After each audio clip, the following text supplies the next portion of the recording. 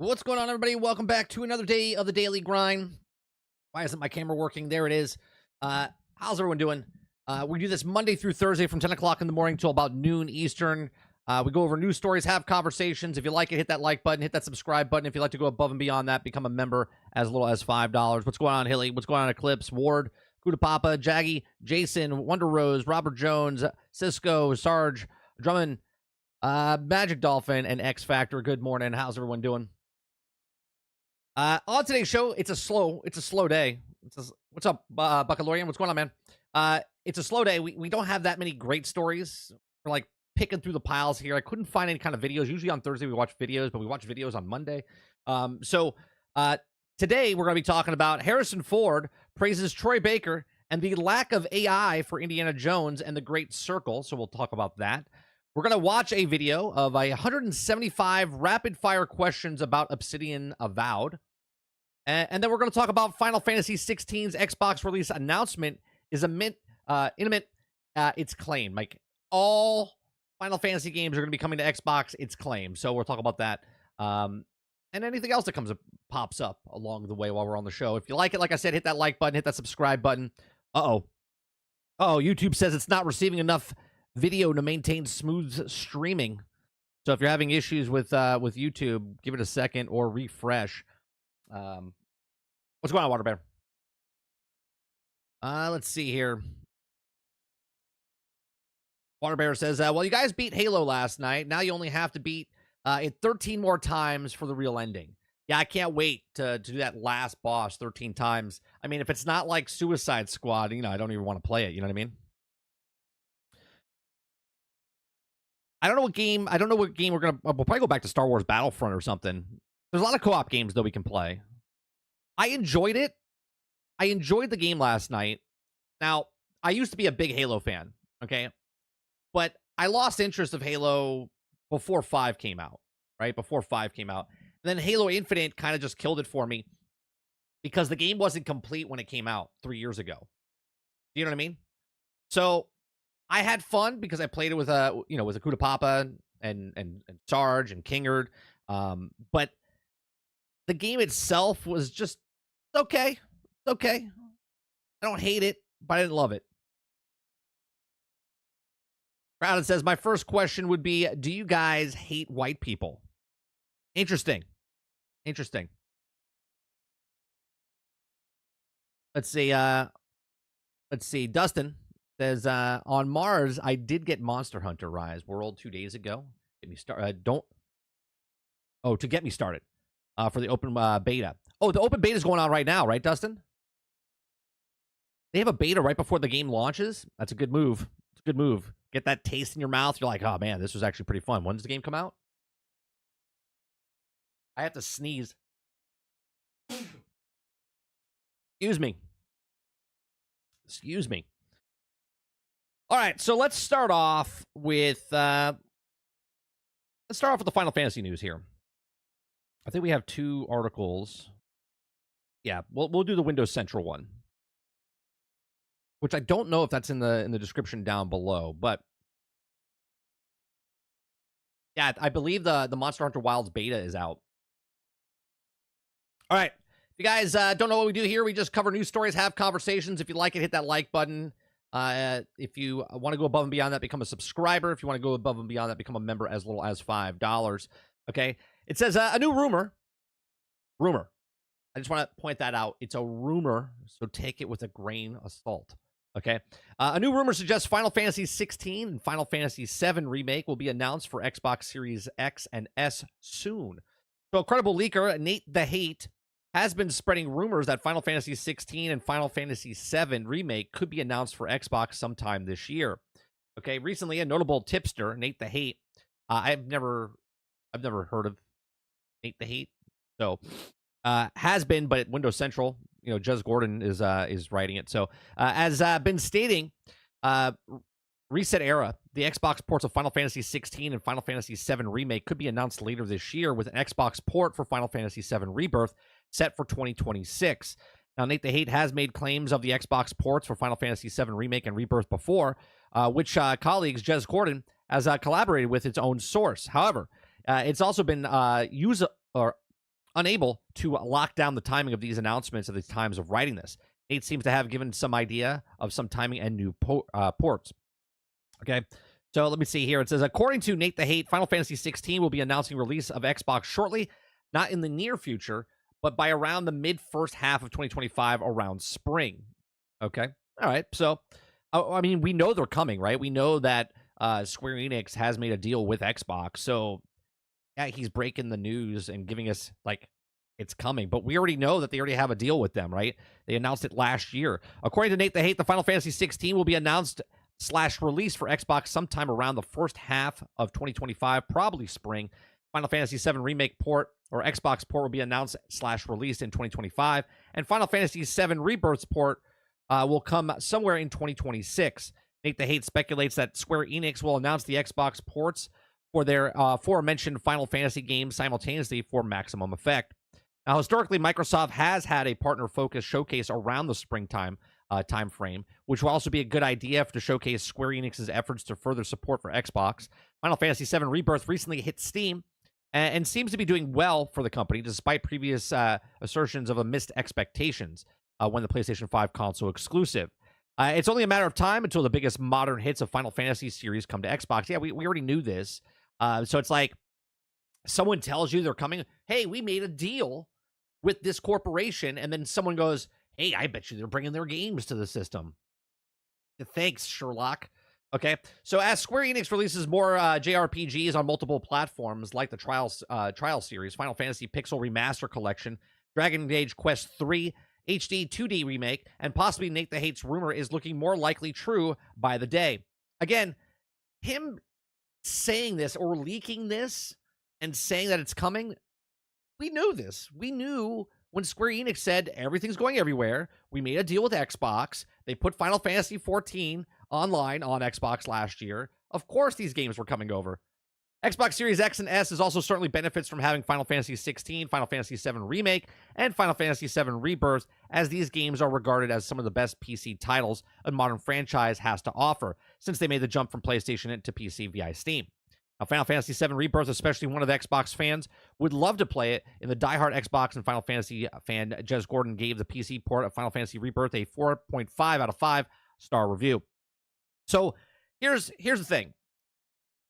Even when they come, it's fantastic, first off, that more games are going more places. Okay.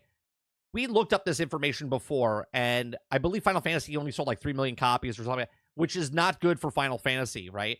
And obviously, since Final Fantasy has been on PlayStation and only PlayStation for so many years, if you wanted to play a Final Fantasy game, you had to buy a PlayStation.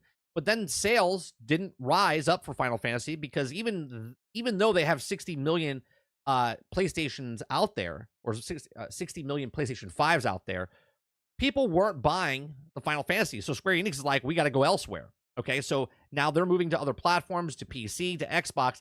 But that number's not going to go up a lot for Xbox because all the people that liked Final Fantasy were already over on PlayStation, right? Like, I don't think someone that owned an Xbox is like, man, I'm a big Final Fantasy fan, when they couldn't play Final Fantasy on the Xbox, right? Yes, there was, 15?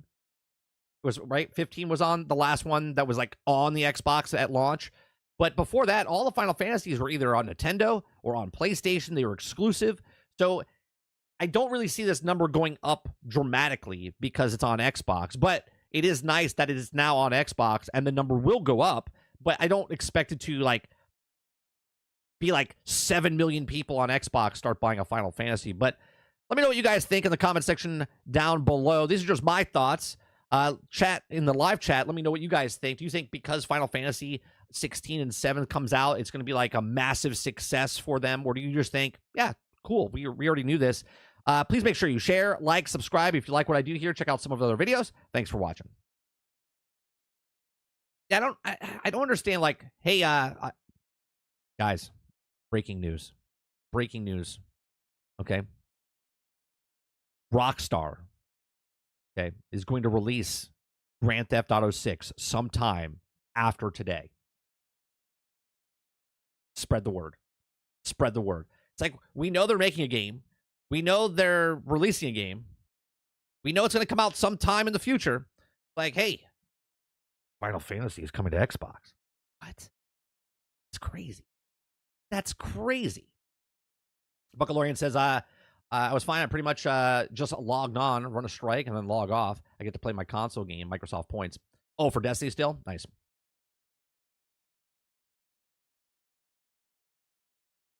Crowded says, my second question would be, do you guys hate fans? Did I miss the first, did I miss the, what Crowded, you okay?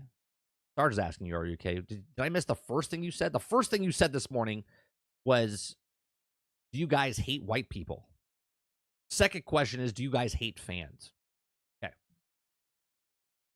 Krebsy says, do people think it's a money glitch or something, repeating the same article every month? Yeah, I don't know, Krebsy. I don't know. They run around, but they announced this over a year ago that Final Fantasy was coming to Xbox. Sarge says, put an extra space before the period if you need to call someone.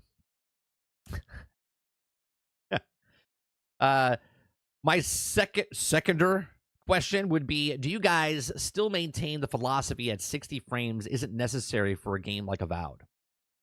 Well, you know they're actually doing 60 frames per second for Avowed on the Xbox Series X, I believe. Sarge says, I played Final Fantasy 15 for 25 hours before I knew the character had abilities. I failed as a gamer. But what game was it? That's not bad, Sarge. We were playing Marvel Rivals, and for the longest time, I didn't know that Captain America had a shield throw. Right? Like, it could bounce off and ricochet off three. That happens every once in a while, you know? Sarge also says companies want to make money. I know, it's crazy. Jaggy Snake says, is this the waiting room for GTA 6? Sure. I'm not going to dedicate it to a GTA 6, but you can wait here. It's like waiting outside of GameStop. My third question would be, do you guys still maintain the philosophy? Wait, you already asked that. You already asked that. That's your next question. I just want to know when we will finally have a Final Fantasy. Make the Final Fantasy. Like the end of Final Fantasy. I don't think that'll ever happen, Cisco. It's printing money. Roic says it will help the new Final Fantasy games, and it also could be a gateway for people that haven't played one before due to the face it was only on PlayStation. Sure, Roic, but what I'm saying is the game didn't sell well. The last couple ones didn't sell well, right? Obviously, Final Fantasy 14 online is doing buku bucks and stuff. It's very successful, right? It's been around for like 10 years or whatnot, okay? But the Final Fantasy single-player games, right? If you were a Final Fantasy fan, you weren't on an Xbox. You could own an Xbox and a PlayStation and play it on PlayStation. I don't see the numbers all of a sudden going, that game I wasn't interested in, that I never bought the system for, I'm going to pick that up. Maybe. It'll go up, but I think a fraction. I don't think it's going to go up massive numbers.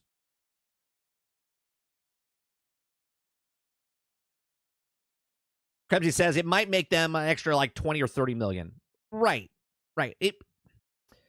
Look, if Final Fantasy is selling 3 million copies on PlayStation, maybe it matches that, maybe, but that's across the entire thing, meaning, not only people playing it on Xbox, but maybe through the streaming cloud or the service or whatever it is when it comes out.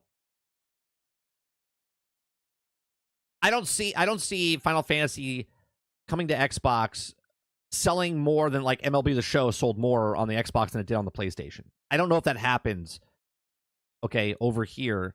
Because MLB The Show, yes, it's a baseball game. Lots of baseball fans want to play baseball games, and there wasn't many baseball games on Xbox, so that was a going factor for that.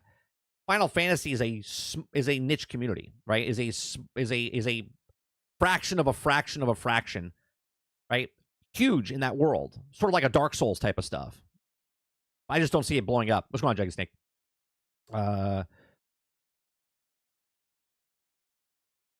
Okay. Clip says Final Fantasy 15. You didn't have to use anything but hit one button and you could beat the game. Oh, is that true? I never played it. I know Sarge played it. I never played it.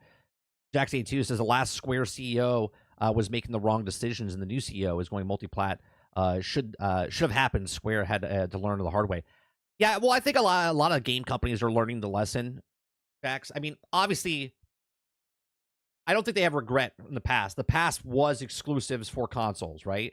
And if you could link yourself up with the better console provider that was good for you. Okay. But now they see the future. The industry knows where the future is going. It's not just on one platform, right? Again, people argue with me all the time and say I'm not truthful or I'm making up stuff.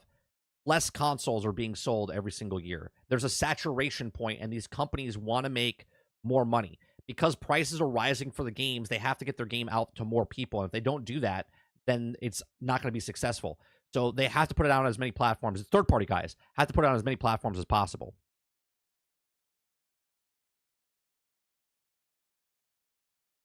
Robert Jones says, I don't know why they stopped putting them on Xbox. Exclusives. Because Sony paid them. That's why, Jones. PlayStation paid them. Billy says, I think Square would do well to put a couple of games on Game Pass. And they try to sell the rest. I think they could do that. I think they could. The interest, I think, is down on the older Final Fantasy games. I think they could put the older ones on there, kind of like wet the mouth of gamers, and then put the other ones out there and sell those, right? Make the older ones like a loss leader to push people on the new ones. What's going on, Sin?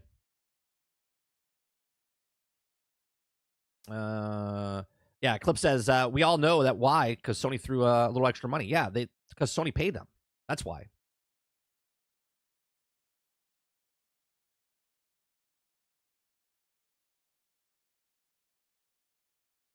I think Sony, Crowded says, I think Sony is all in on the exclusive game. Sure. Yeah. That's their bread and butter, which is fine.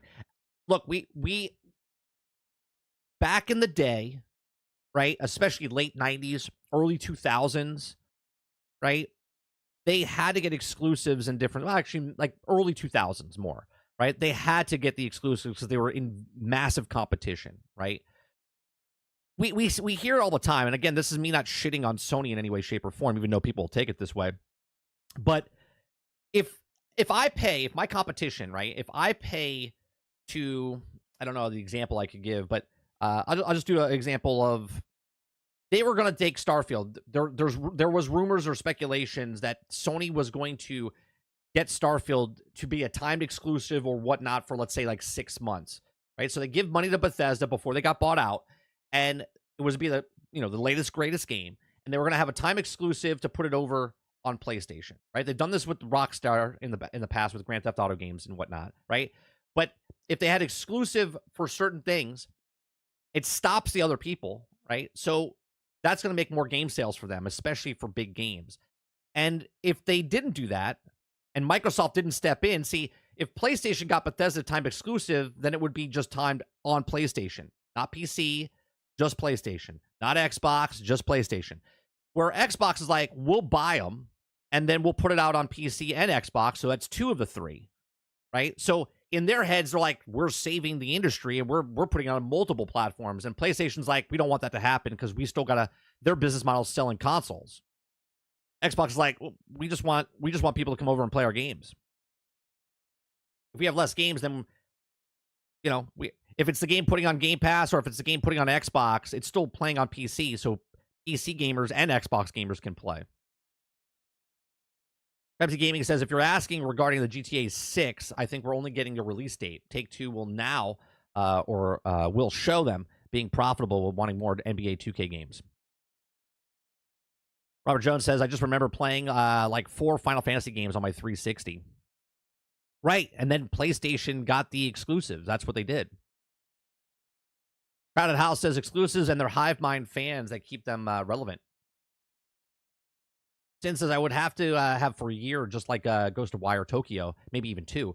Right, and that was the business model. If it's not them making the game, then they have to pay the money up for the third party deals to get the advantage of putting them on there.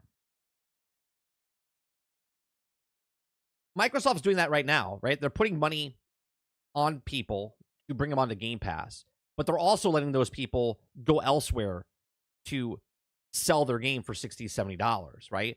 But they're paying them money up front to put it on Game Pass day and date, like a Stalker 2, right? Like, what's another game that came out recently that was third party? Atomfall, right, is a third party game. that it's on Game Pass, but it's also everywhere. Like, they're paying up front for that money for the developer, and then they're putting it on Game Pass. That's a deal where it's exclusive, but it's exclusive for Game Pass. It's not exclusive for the console, right? So if you don't want to pay $70, $80 for the game, you could just get Game Pass for that month and demo it, try it out, sort of like on Ubisoft Plus for Star Wars or Assassin's Creed or EA Play for the Battlefield or for their Madden games and stuff. Eclipse says, I mean, I try to do that with Crimson Desert, and the game I've also been waiting for since 2018, and they were going to take it away from me. Right, and then they said that they didn't want to do it, right? Pearl Abyss, right? That's the company. Pearl Abyss said they don't want to take that deal. That's pretty huge, right? They're like, yeah, no, we don't want to do that. We don't want to do that deal where we're only on PlayStation. We want to be everywhere as much as we can. He says Square Enix problem is oversaturation of Final Fantasy games. The games besides Final Fantasy games are flops like Babylon's Fall, Forspoken, etc. Yeah, but you gotta take risks like that though, right, Krebsy? You gotta take risks like that with new IPs, because if you don't try, then you're burning that you're burning that wick for just Final Fantasy as your only successful game. And you're trying to put other ones out there and they're not working, but you got to try. If you don't, then you're going to be screwed in the long run. I would almost compare to like the movie example we had yesterday, right? We went through 13 movies yesterday for Disney, and that last movie of the year, Avatar, is going to cover everybody, right? So Final Fantasy, I would assume, is that bread and butter. So if they tried different IPs and it doesn't work out, Final Fantasy is that safety net for them for that year. Kylo says Rockstar deleted 3 Instagram posts, can confirm trailer 2 is coming out today. Okay. Big Mo says, good morning. What's going on, Mo? Mo's singing in the parking lot right now. He's typing over and over. Copy, paste, copy, paste, copy, paste. Troy 2, what's going on? Morning. Good Papa, what's going on? I gotta make a song for you, Mo. I have to make a song for you, like I did for Travis.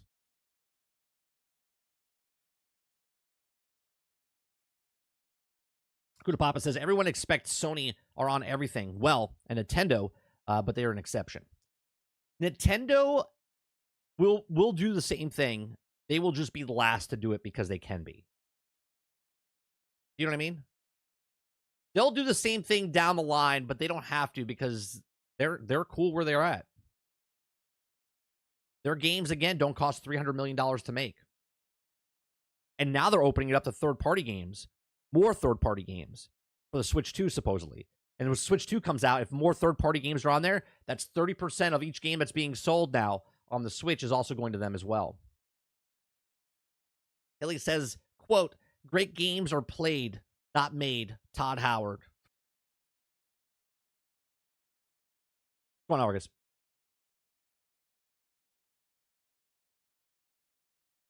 Hilly says they put stuff on mobile and made bank. Right, but they made they differentiated themselves. They didn't take like Mario Kart and put it on mobile. They made a separate mobile game for the mobile phones, which is very smart, right?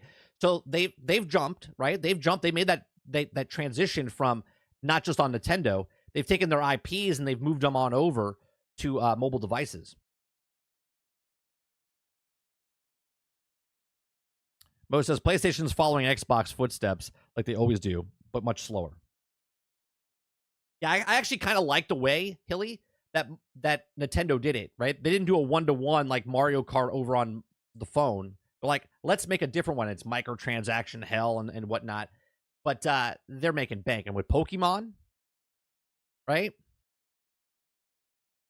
They own that, don't they? Does Nintendo own Pokemon, or is Pokemon owned by something else? I know they have it for the Nintendo. They have an exclusive.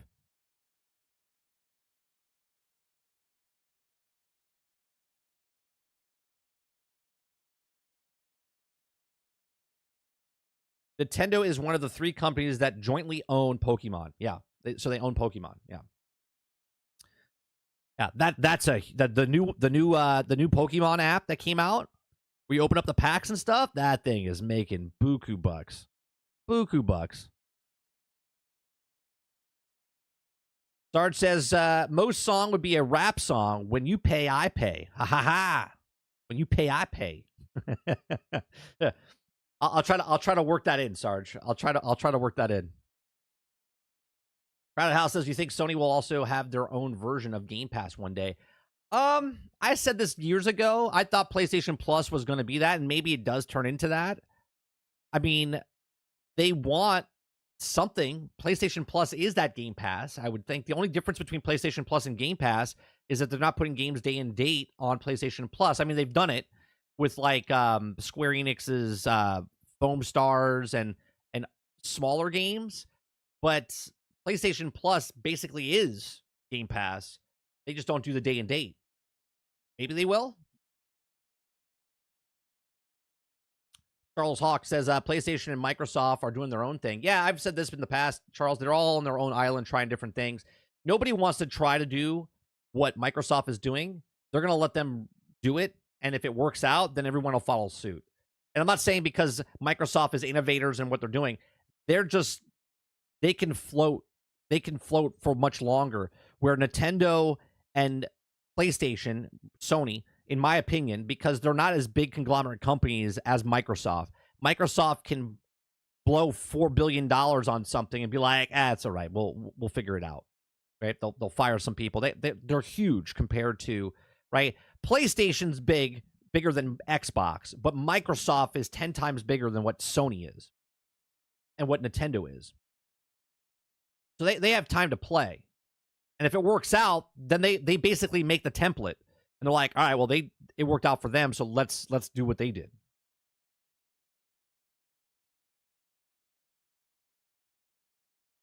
Let's see here. I played it a little bit, Argus, but I hate that they have a timer on it where it's only 2 packs a day. I hate that. Ooh, a rock opera. I'll fill it out, Jones. Maybe we'll do a rock opera. Maybe a rock opera. And we'll call it that. We'll call it When You Pay, I Play. PlayStation can't put the same games day and date, even third party, that Xbox can, because their entire business model revolves around those full price sales. Correct, Argus. But what I'm saying is down the road, they potentially could do that. Because PlayStation Plus is that service that they're trying. They're not using it as like a Game Pass, but I'm saying that is their Game Pass that they could turn into. Jack says, correct me if I'm wrong, 30. In the past podcast, I could have sworn you praised Sony for not going day and date. Has that changed? No. I like their business model, Jax. I think it's for their first party titles. I think that's very, very smart for Sony because if God of War 3 comes out, they sell God of War for, let's say, I said 6 months though, right? You put it out there for 6 months, 8 months, and then you put it on PlayStation Plus, right? Because the people that are going to buy are going to buy it, and the people that are not going to buy are going to wait, and then you can raise up your price, or raise up your subscription model. I do think Sony is very good at not putting their games day and date, but that's their business model, right? Because I do think it hurts, right? I do think if Starfield wasn't on Game Pass, obviously it would sell more copies, but it doesn't need to sell more copies because it's offsetting of what their business plan is compared to what Sony's business plan is. It's a smarter choice what Sony's doing, but that's not what Xbox is doing. So what I'm saying about the question was, could they do what Game Pass is? Yeah, they potentially could do it, but they're not going to do it until until the formula is shown that it works. Mo says, what's great for one isn't great for the other. Right, until it is, Mo.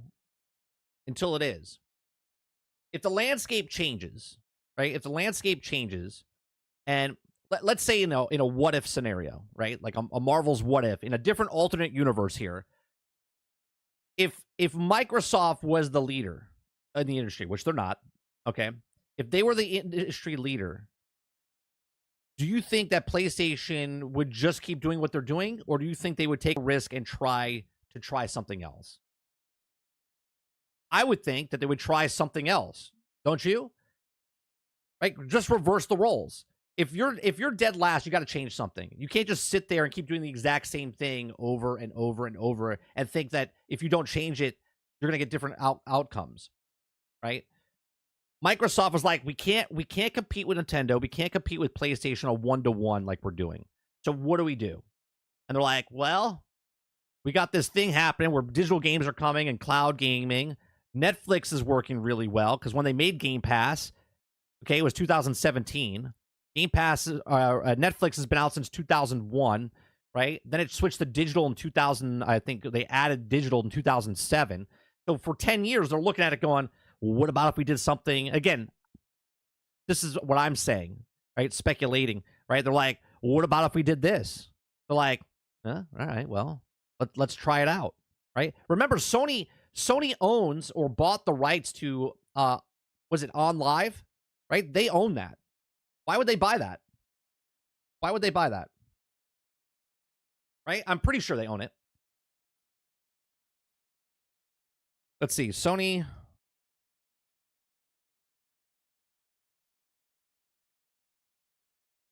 Yeah, Sony purchased On Live in April of 2015. Why would they do that?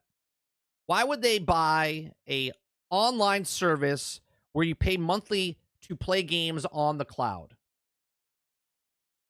In 2015. Now remember, Game Pass didn't come out until 2017. The industry talks to each other. The industry knows what it's doing. Okay? Not the consumers, the businesses that operate in that industry. They knew they were going some direction. So Xbox was making their own service called Game Pass, and PlayStation bought On Live. If you guys don't know what On Live was, it was a online where you could play games through the cloud back in 2015. Correct, Jones, right? So to say that PlayStation is not going to be doing that, the question up above was, do you think that PlayStation Plus would Sony do that? Yes, they have it just sitting in the background, waiting to go, all right, well, let's see if it works. Because they're a smaller company. They don't have as much billions and trillions of dollars to blow on stuff like Microsoft.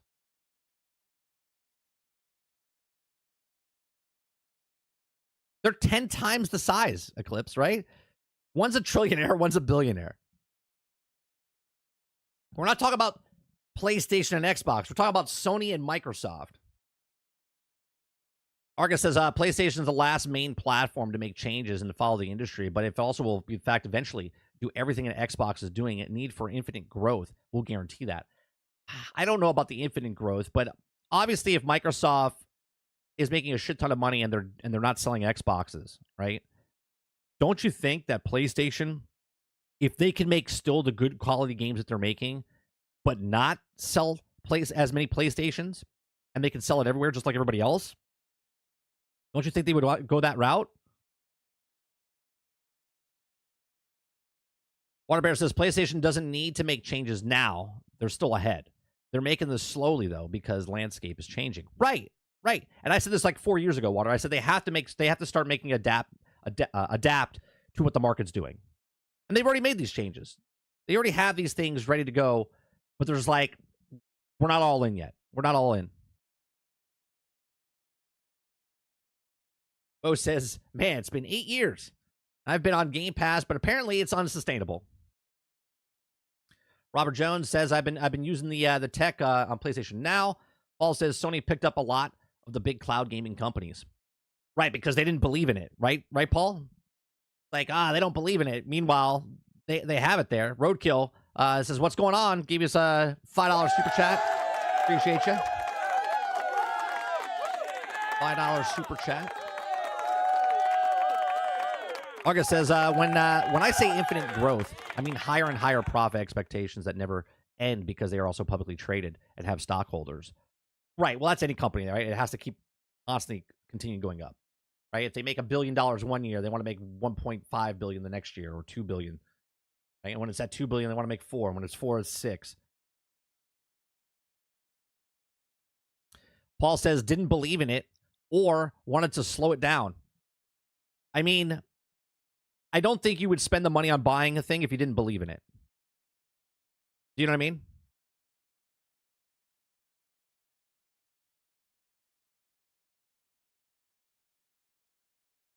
Krebsy says it is unsustainable evidence by day and date moving to Ultimate. Right. And that's why I said that Sony's business model of putting it timed exclusive on their system and then putting it on PlayStation Plus later would be a smart choice. Right. Obviously, their point was 2 years, and then it shrunk down to like 15 months, 12 to 15 months, which I think it'll shrink down even more.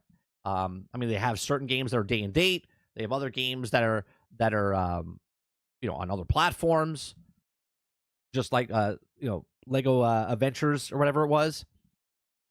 So they're all going to go the same way. I know people don't want to hear that, right?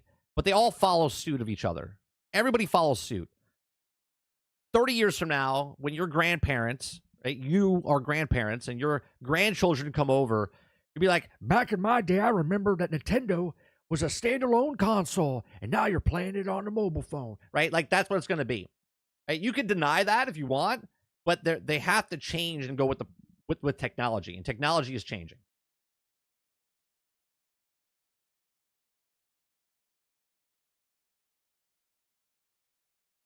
Oh, it says that's a rumor. Do you think that the Surface in June? I mean, we have an announcement for the indie showcase, and apparently some rumors have surfaced.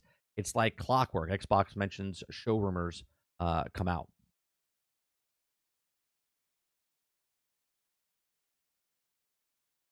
What the hell are you talking about?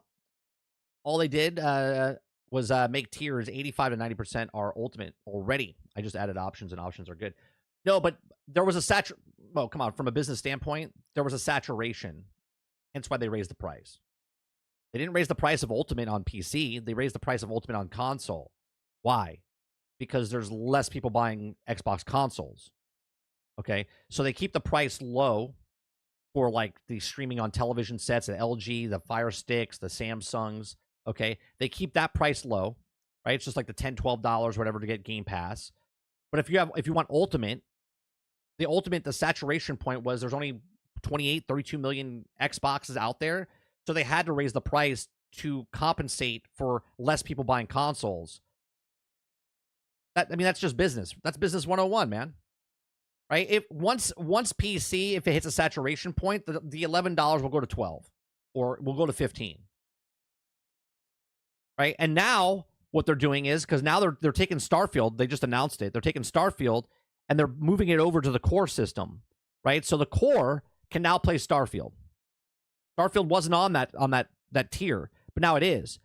They're giving that sample. They're giving that taste, being like, hey, here it is, right? And how many months after?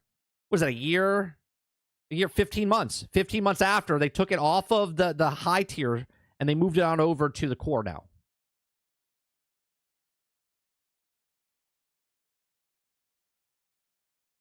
Titan says, why don't Xbox price Series X lower than PlayStation 5 if Xbox console isn't selling well? The equivalent spec consoles. Because there's a smaller group of people that really care about that high-end Xbox, right? They have, here's the difference. They did switch over the Xbox Series X to all digital now, Titan, right? So there's I believe it's the white one, okay? Or the Starry Night one, whatever it is, with no disk drive, okay? So there's people that are now going to buy the $500 ecosystem where they can't get secondhand discs inside, right? They have to get digital. The reason they don't lower the price of the X is because if they lower the X, then it would diminish what the S is. They want the S to be there to be the all digital box to force people to get Game Pass. Where the X still got a disc, you could buy discs, you could do all that stuff. That's why they don't price it. They put it there on purpose. Just like Ubisoft Plus gives you the $70 version of the game, gives you the $100 version of the game, gives you the $130 version of the game, and then they give you the $18 option. Options are good. More options, the better. Because people are like, I don't really want to spend $80. I'm going to get the $18 a month, right? I don't really want to spend $500 on the Xbox. I'm going to spend the $250 or $300 on the S. I don't really want to spend $300. I'm just going to play on my television set. Roadkill says Sony will pull themselves out of the snow game slump, and they're doing it right now. And they take a little bit, but they realize they fucked up. I don't even think I'm not even worried about their slow first party games right now. Roadkill, right? I know people are like, there's a slump there. The business model's changing, and they're trying to figure it out, right? They put 60% of their budget towards live service games. They're seeing what that's going on. They're still putting live service games out. They just dumped a lot of the ones that they were like, this is probably, let's just cut our losses right now. So I don't think Sony's in trouble. I just think that they're kind of like, what are we doing? Where is it going? How fast is this industry changing? And do we need to make these efforts faster, sooner than rather than later? Because even if they come out, how many studios do they have? 18? I think they have 18 studios or something like that. 14, 18 studios. If games take 5 to 7 years, that's a long time for them to pump out all those games that they have. Again, Microsoft's got 3 times the amount of their studios over them. In reality, it's really hard to pump these things out.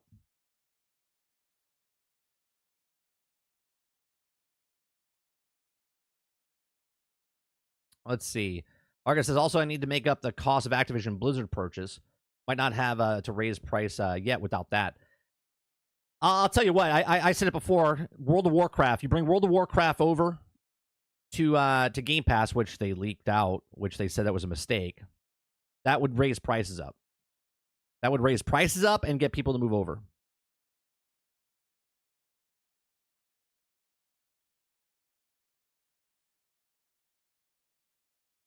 El Nini says Game Pass going up to $30 soon. I mean, that's just not true right now. To say, will it go up to $30? Maybe one day it will. It all depends on what the value is. I don't think it's going up to $30 anytime soon.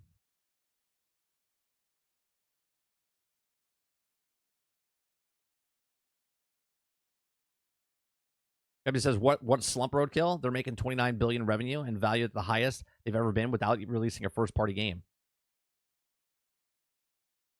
Yeah, the white one has no disc. Yeah, and they want those people to get in the ecosystem.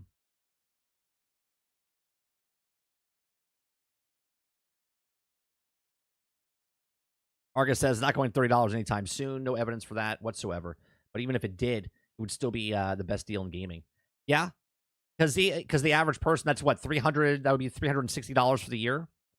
And if prices of video games go up to $80 or $100 as the industry wants it to because of Grand Theft Auto, that would either be 3 or 3.5 games. So if you're paying $30 a month, $360 a year, and that's if you pay full price, you can get deals to get lower. Okay, you're still getting way more value with all the games they're putting out there.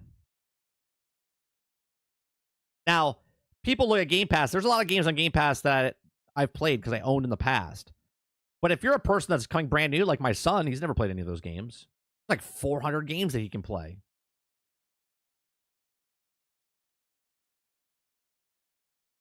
Dolphin says Game Pass is not going to $30. Ellen, the imagine on Twitter is photoshopped. Paul, was that a Photoshop thing? I didn't even know what he's talking about. I thought he was just being hyperbolic and saying it's going up to $30.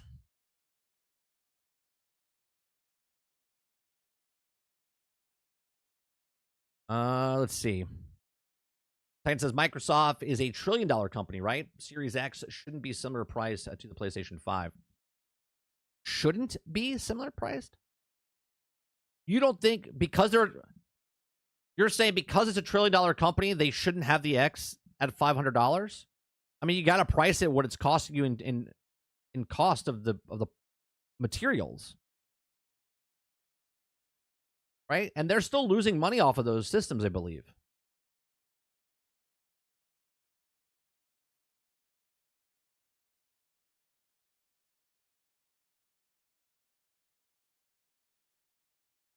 El Nini says, Magic, it will eventually go to 30. Yes, and eventually we all die. So you would be right on that. Eventually it could go to 30. It could take 20 years. It could take 30 days. Eventually it'll get to 30. Roadkill says, yeah, I mean, I don't think that they're in a slump, but I do think that they're doing great. I mean, they got games everybody is on, and the internet thinks they're in a slump.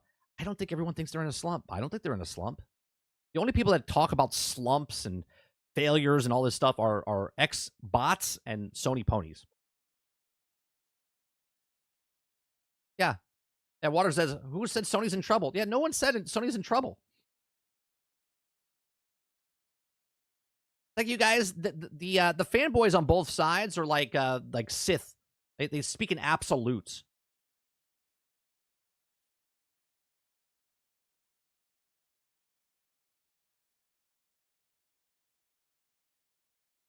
Waterbear says, wait until Game Pass is $45 a month. Those day-and-date games will cost the consumer eventually. I mean, there's so many. It's easy to say a statement like that, Water, but so many things have to change, right? If monthly payment of $45 a month for Game Pass is going up, what do you think a video game is going to cost? Just individual video game cost. You think it's going to stay at $80?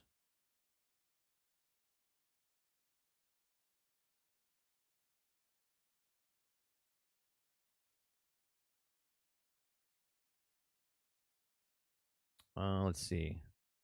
Mo says I could pay as low as $95 for the year for Ultimate. Yeah, if you look around, you can get them for good deals. Ron Slusher says Game Pass at $30 is still a great value. I've been on the record saying if it goes to 25, I think that's my limit for right now. I said they would have to show me some good value. Okay, and right now I don't think they showed me value to go over 25. That's me personally. Tomar says Game Pass is a no-no. Shouldn't be for all of us. You don't have to buy games every month. Got to tell them and buy is expensive. Oh, absolutely. This is exactly though why people like going to Game Pass, because if they want to play a game or buy a game, like most people on average only buy 3 to 4 games a year. 3 to 4 games a year is $280, right? If it's $70, if you just get the $70 version, that's $140, so it's $280. Right? Well, if you're paying for Game Pass, you're playing $240 and you're getting 400 games more because they rotate games in and out of there. So if you're going to spend $240, if you're getting specific games, like you want the next Madden that's not on there, but it goes on to EA Play, or if you want the latest, greatest game, sure. But a lot of people are playing games and they're on backlogs. There's people that buy games, they don't even play them.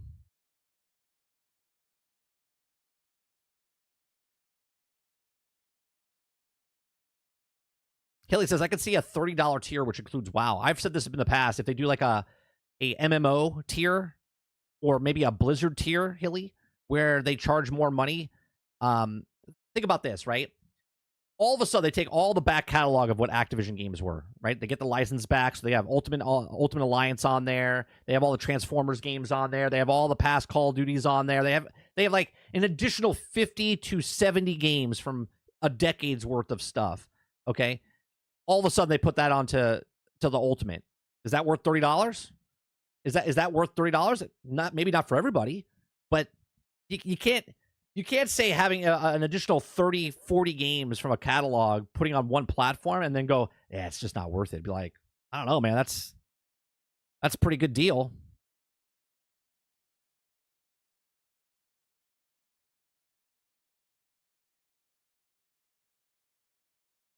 Adding WoW sub would make a massive mistake. How would it be a mistake if they have NetEase and people are buying a monthly subscription off of World of Warcraft there, but now they include it into Game Pass? How would that be a mistake?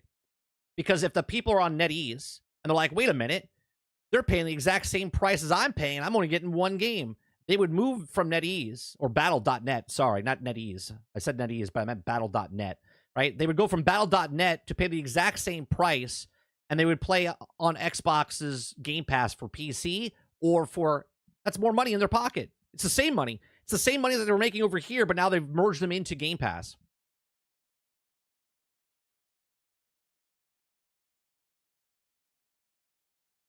Crowded House says, yeah, the reason for Pro is so expensive is because they don't want to lose money on the consoles anymore. Right. You have to at least charge somewhat close to what you're spending on your stuff. Paul says, no life WoW players don't play other games. Why the F would they pay twice the price for more games? Why would they we mean twice the price? If they're only on PC, Paul, and it's $12.99 to get Ultimate Game Pass, and if WoW is on Ultimate Game Pass, and they raise Ultimate Game Pass on PC to $15, which they're paying for right now. They're paying one price, and they would still have WoW, and they would have access to other games. How would that be a mistake?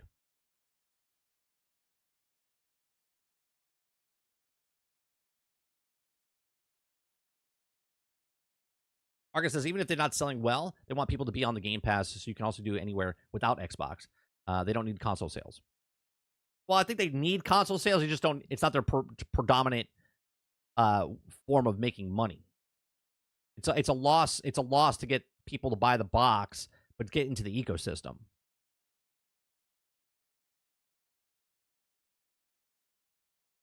Eclipse says, I'm not a biggest Nintendo fan, but I do love that supporters because they don't talk at all. Yeah, they're getting housing 20 years later. 21 years later? They're finally putting housing in.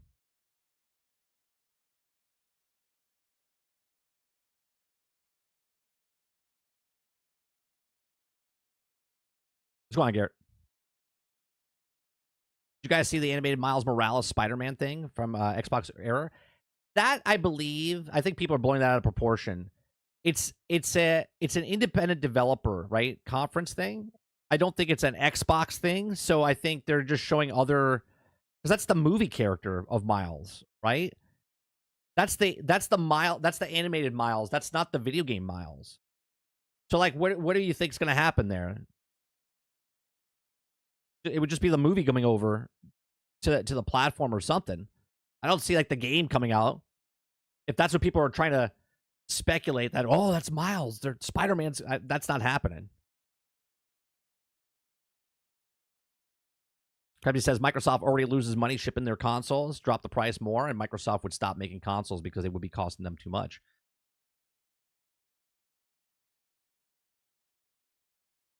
Yeah, I mean, play old games. Well, that's what people do. Even Game Pass has old games on there. And for $20, you don't even have to pay $20 to play the old games, but $20, you can play a lot of different games.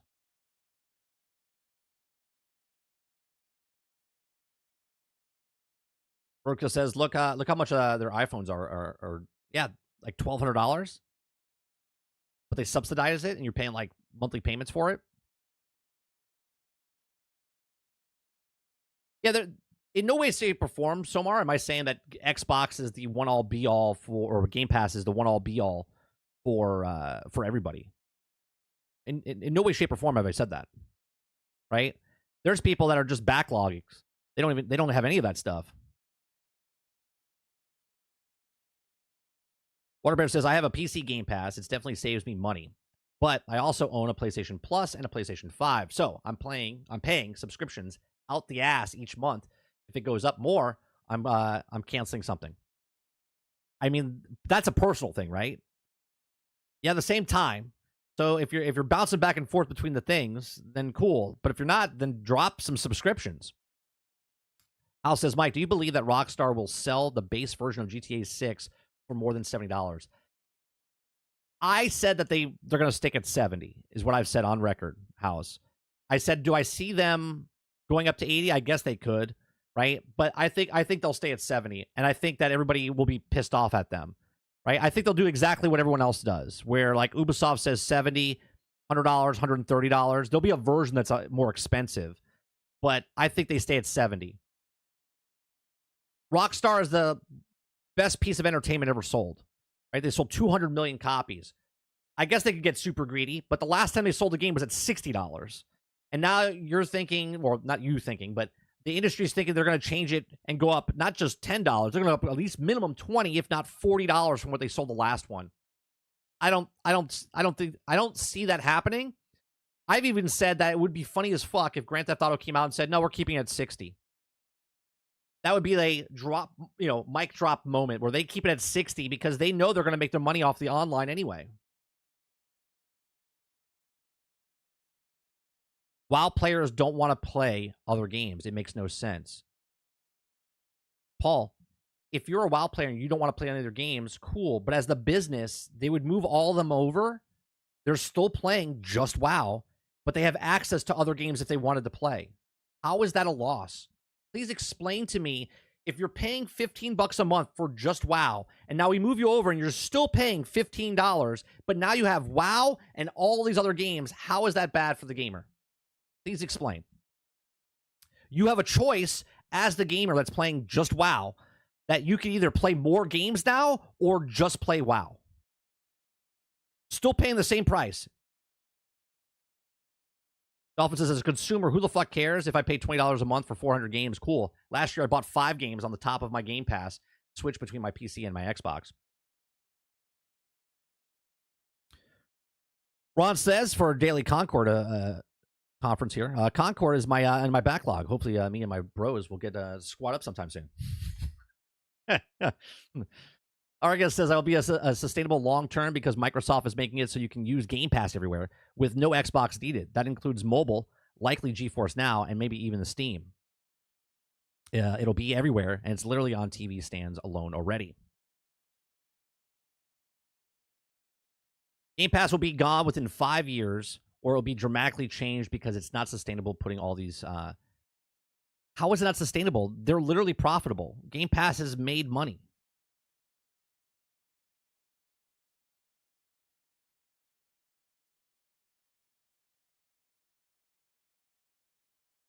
Zinthos says you can't make everyone pay for WoW added price if they're not interested in WoW. Right, but you're not. Are you guys hearing me? If you guys watched my video for the WoW on PC, I said that it would come to Ultimate Game Pass on PC first, right? Ultimate Game Pass on PC first. No one's forcing you to play WoW on console if it was in the $20 version. If it was $15, I'm paying WoW. I'm on PC. I'm paying for WoW right now, $15 a month. Okay? Now they move WoW over to Game Pass PC, and it's $15 a month. You're not paying more. You're paying the same, but they're giving options for you now where you have access to more games.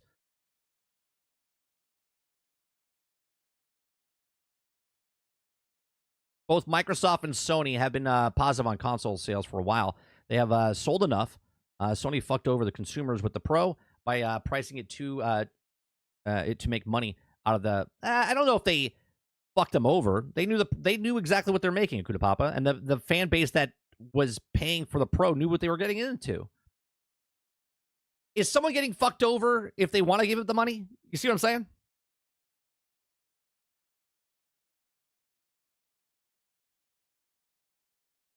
Hilly says if they want to grow PC Game Pass, MMO tier is a great idea.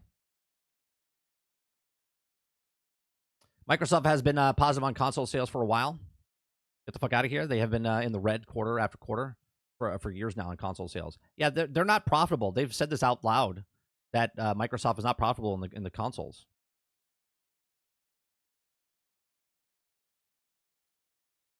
They lose money on each of the consoles sold. Hence why the new X's have no disk drive. That lowers the cost, but they're still charging the same price. Right? They've added more storage.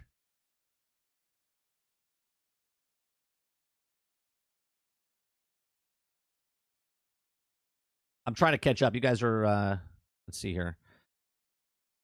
Titan says GTA $60. Let's go. Wouldn't that be funny, Titan? Wouldn't that be funny?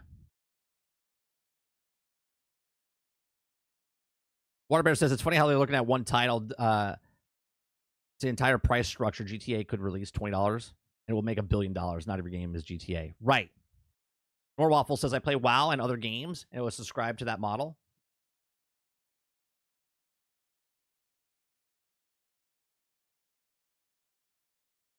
Rebsy says GTA can ask for whatever price they want. GTA is that 0.01% game that they can ask for $100, and it doesn't mean every game should be $100. Now every game is worthy of $100. We've talked about this a couple weeks ago, right? If Madden comes out, it's $100. Fuck that, right? That game's not worth $100. Grand Theft Auto comes out, sure. If they want to charge $100, they can charge $100, but not every game, because Grand Theft Auto charges $100, every game should be $100, right? That's what the industry looks at, though. They're like, come on, Rockstar, give it to us so we can charge $100. It's like, yeah, that's not how that works.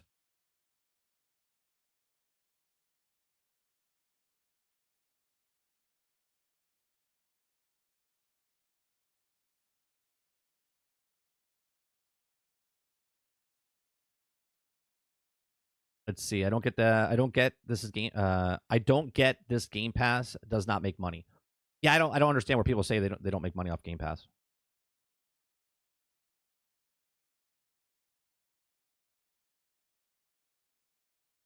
I currently pay for Ultimate and WoW subscription, so the bundle would save me money. Of course it would, more waffle, right? And they're trying to grow that pace, right? They're trying to grow that pace. That's why they haven't raised the price of PC Game Pass yet. Okay. Now, obviously, if they move you over, you're paying $50 on battle.net, right? And you're paying $12 for PC Game Pass. So if they move you over from WoW over to there, right? Now they're combining it. Okay? Because how many people do you think are doing what you're doing where they're paying for WoW and Game Pass?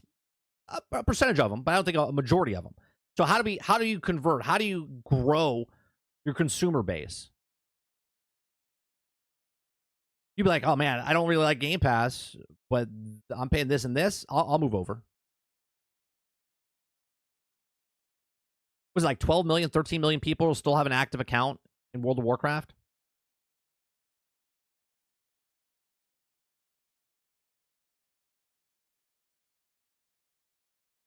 Oh, it says Game Pass made 3 billion, right? And they spent 1 billion on it. That's not profitable? Yeah, they make 450 million a month. Right? It's like 4.5 billion right now that we know of.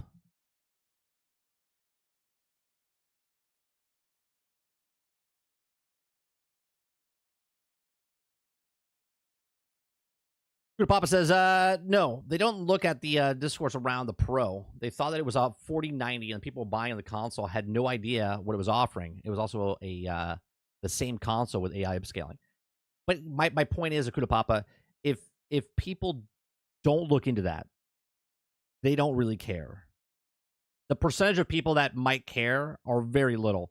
The people that are fans of a thing, if it's a sports team, if it's a restaurant, if it's a video game company, they're blinded by their love of the thing, so they don't feel regret or anything towards that. You see what I'm saying? Like, the fan base that they were going for has no regrets with it because they're happy with the product.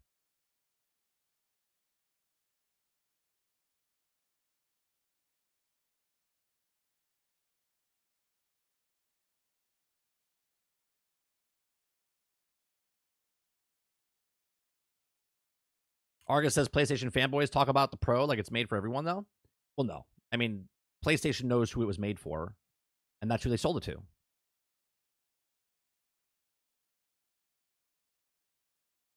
Roadkill says they're not bringing WoW to console. That's what I thought I heard. Maybe I'm wrong. Yeah, they're not bringing it to console, even though they had a marketing material that had the console and PC on it and said it was a mistake. You're absolutely correct. It said it was a mistake, but we'll see.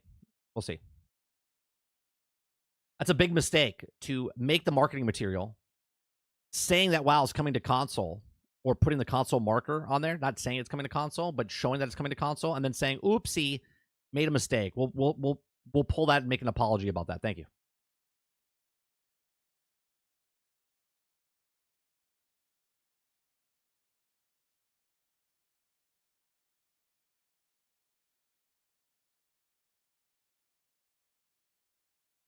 Krebsy says controller support has been for WoW for things since 2019. Yeah, I know.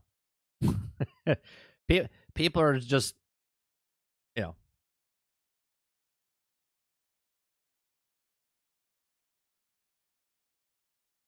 we'll see when it comes to console, but I don't think it's coming anytime soon. We'll see. I mean, it doesn't have to come anytime soon, but it's coming to console.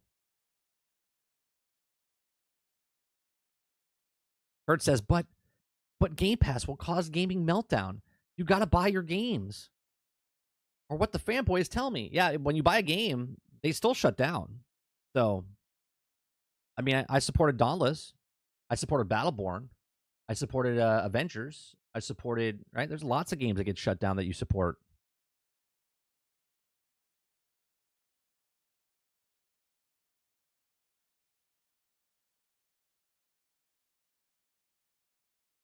Zinto says, is WoW a good experience on controller? I've never played it. I haven't played WoW in 10 years. Was the last time I played?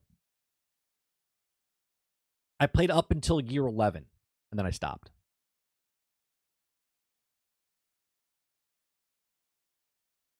Okuda Papa says 30 fair. I'm just saying that Sony ripped the consumers off by using that love. Yes, other companies. Yeah, but see, how do I put this, Okuda Papa? Again, the fans of Sony don't look at it the same way you're looking at it right now. You saying what you're saying is the fans don't see it that way. The people that they sold it to still think the Wizard of Oz is the great powerful wizard. They haven't seen behind the curtain. You see what I'm saying? So they don't talk the way you're talking. They just see what they like and they bought what they liked. They're you want to call it a bubble, whatever. And I'm not making fun of them. What I'm saying is these people don't think they've got ripped off. These people don't think that way. And I'm not saying they got ripped off. What I'm saying is that these people that you're saying that the consumer base has got ripped off, they don't feel like they got ripped off because they love the product. They like that product. Apple has done this for years and years and years and years and years. Okay?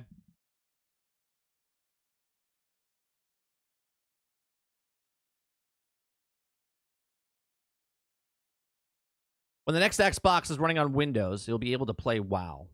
Not sure if it would count that as a console port, though. I mean, again, I've said that WoW will come to PC Game Pass before it comes to console. So whenever it does that first, then it'll shortly follow, in my opinion. I have 2 videos that I've made on that.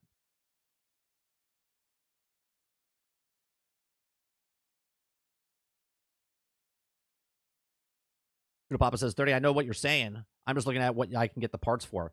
Right, but what percentage of people are like you, Akuda Papa? I'm not saying there's not people like you, but it's probably a very small percentage of people.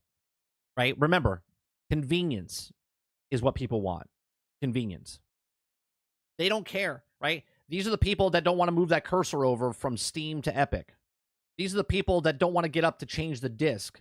These are the people that just want to be able to sit down, start a button, and play, and be told that this is the best experience, and that's what they're getting, and that's why they like it.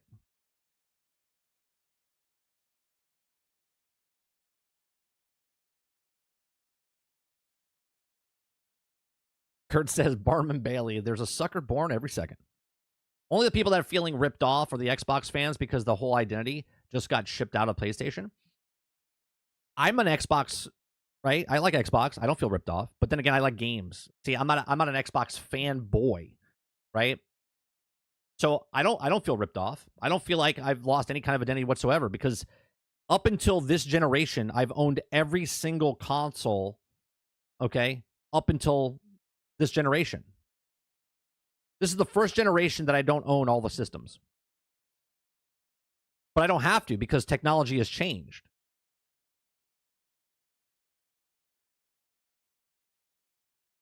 Waterbear says, would you buy the next Xbox or PlayStation if the price of it was $800 since it's supposed to be with the PC in terms of power and features, or still thinking of dongle route for both Xbox and PlayStation? I personally, this is a hard question to answer and be truthful today of what happens in the future. As of today, I wouldn't buy the $800 system because I would invest in my computer because I know Xbox is on PC. I know PlayStation games are coming to PC. So why would I spend $800 on a brand new system to just play those games? Now, if Xbox comes out and it has Steam and Xbox, and it's $800, that's a deal, right? If I get a PlayStation and it's Steam, okay, well, then yes, I would pay $800. But if it's not these things and it's just PlayStation, Xbox, and PC, then I would invest in more in a PC. Either upgrade my PC or buy a better PC. Because if I wanted to, and the way people look at this, if you want to play all the games, then you would have to buy all the systems. So instead of just comparing a PC to PlayStation or a PC to Xbox and be like, well, it's double the price. Well, if I want to play Nintendo, I got to buy a Nintendo. If I want to buy a PlayStation games, I have to buy a PlayStation. If I want to buy Xbox games, I got to buy an Xbox. Well, if this is 800 and this is 800 and this is 400, right? That's $2,000. Well, I'll just buy a computer for 1,100, 1,200, 1,500, and I can play them all at that point because I'll just wait. I have a backlog of games. I have plenty of games to play. I could play Steam games. I could play Xbox games. I can get PS games when they come out 15 months later or a year later, right? PC is the best route to go.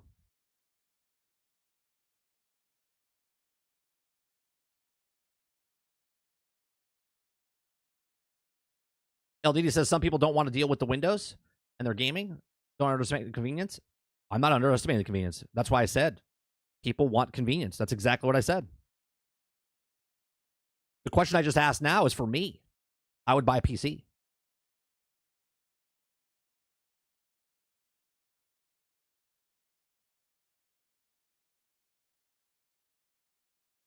Dolphin says, I have an Xbox, a PC, don't feel ripped off at all. My Xbox still turns on. I runs all my games. And when I want, I'm not on PC. You're all weird. Eclipse says, I have a PlayStation 5 and feel like I play more on PlayStation 4 games. Paul says, I can't see myself ever moving from PC again, even though I own all the consoles. Right. If the next console comes out and it's $800, I would just update my PC. Because again, I know Xbox games are on PC. I know PlayStation games are coming to PC. So why go elsewhere? Right? And on top of this, because in the future there will be some sort of device that if you don't want to sit in front of your computer and play games, you can already do it if you want to. You can hook up your computer to a television screen, but you just get a streaming device. It goes from that to go into your television set. El Dente says, I game 98% of the time on my PC. My Xbox is a sticker collector. My PlayStation 5 is only for the first party titles that I like, and my Switch is a paperweight. Like, where did I put that Switch? Oh, that's right. It's holding up my door, keeping the door open. My door keeps shutting, and it's the perfect device to just sit on the ground, just right underneath it. The little Joy-Con stops it from closing. That's true. Something breaks on a PC. It could be like 30 different things and lots of people. That's a fucking headache to avoid. Absolutely. And that's why I said convenience for a lot of people is that simple. If they cannot deal, this is why Apple, look, I used to work for Apple, and this is how they sold so many devices, right? They would tell people all the time, okay, well, you want to buy an Apple because there's no viruses. Boom. Right? No viruses, which is actually bullshit. Right? There are viruses. It's just that at the time, back in early 2000s, when I was working for Apple, Apple was a small percentage of the computer industry. Okay?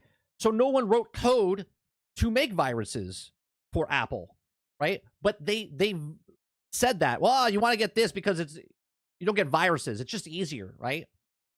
The reason my mom and my dad have an iPhone and not an Android phone is because it's simpler to use.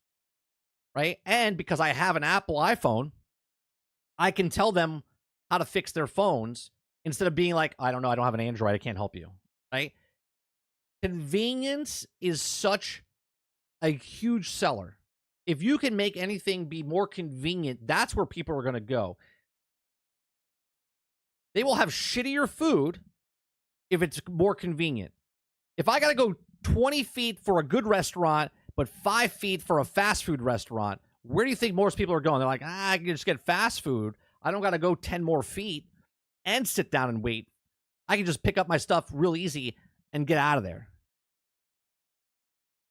Paul says PC is easy to fix, to be honest, versus console. That's because you know what you know, Paul. A lot of people don't want to deal with that. A lot of people just like, do you have a kid, Paul? Do you have kids? Right? I don't know how old you are. I don't know if you have kids or not, right? If you have a kid, you'll know what I'm saying right here, right? You tell a kid, here, try this. They're like, no. Why? I don't like it. How do you not like it? You've never tried it. You see what I'm saying? I don't like it. It doesn't look good. It just seems like it's off, right? That is what everyone is when they're like, PC, it just sounds difficult.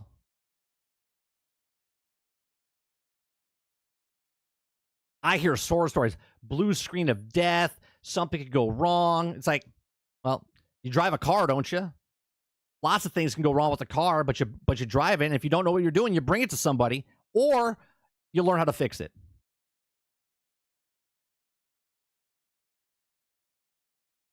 Dolphin says, when my dad first got his iPhone, I thought he had to, yeah, that's exactly right. He's like, how do you work this thing? It's like you just scroll with your finger. It's like, well, what am I doing? I don't understand. How do I turn the volume up? It's a button on the side of the thing. Oh, crisis averted. Crisis averted.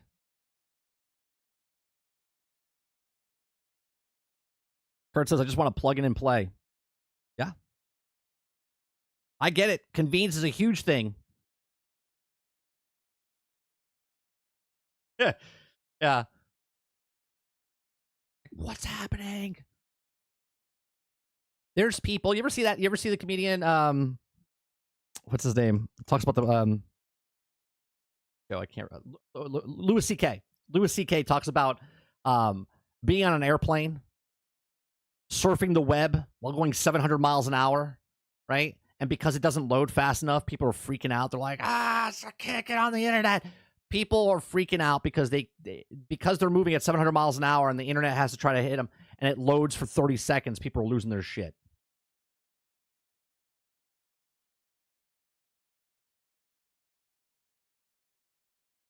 House says, are you comparing console people to children? I get it. That's what it is, though, House. People want convenience. We watched the podcast the other day from Kind of Funny Games, right? Everyone's like, I didn't learn anything from there. And at the end of the thing, I said, all I learned from that, watching them talk, was convenience. They just want convenience. They just want something where they can sit down, push a button, and it works.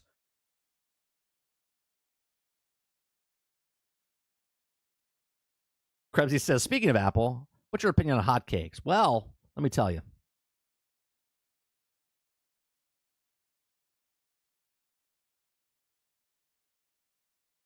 I totally get it. I totally understand. All right, let's move on. Let's move on. Okay. Good chat. Good chat. This is 175 rapid fire questions about Obsidian Avowed. Okay. So it's 12 minutes and 52 seconds. So if you have any questions, they might answer it here for you. Okay. So if you guys like what we do, we just have conversations, go over news stories. If you like it, hit that like button, hit that subscribe button. If you'd like to go above and beyond that, become a member as little as $5. Okay. Let's check this out. Let me make sure it's not a 2x speed or anything like that. Are you a good sport?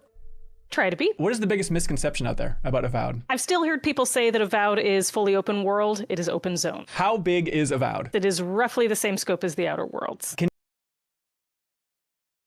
As big as Outer Worlds. How big was Outer Worlds? Hold on.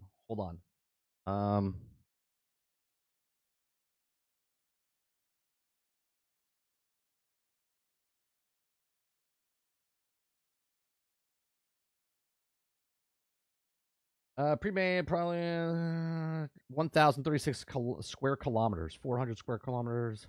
All right. Sorry. Can any studio outdork Obsidian? Oh, goodness. I think we're in good company. Yeah, but no one's going to respond with, oh, goodness, other than you all. So you did it. That's the dorkiest response I could imagine. Can you just... I thought for a second, the guy has the same name as the other guy that's working on Avowed. His name is Ben Hansen. The other guy's name Matt Hansen. I just want to... It's Hansen and Henson, right? So, no relation.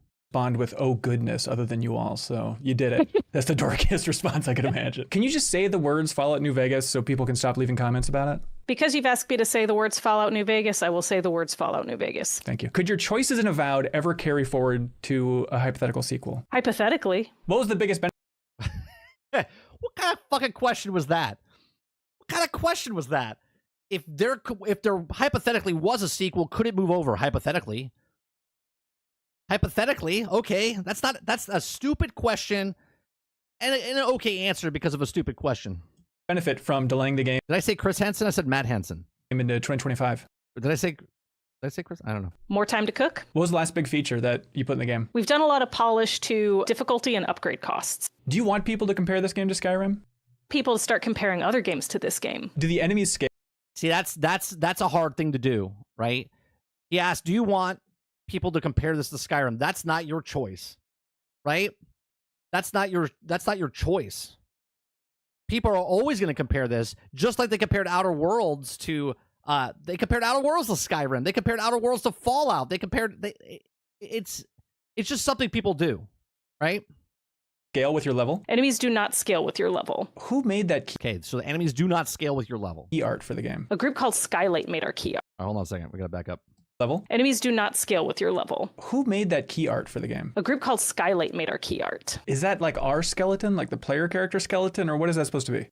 I think it's a composite of the living lands and also our primary antagonist. What is your favorite fact about Honduras? The food is delicious. I saw on LinkedIn you were like, you work for the consulate? For 3 months. Yeah, it was a summer job. How good are the jerk dialogue options in this game? You can be a pretty sassy little jerk. Okay. It's fun. You're welcome to be a sassy little jerk in this interview if you like. I won't hold it Thank against you. you. How much control do I have over the I like her.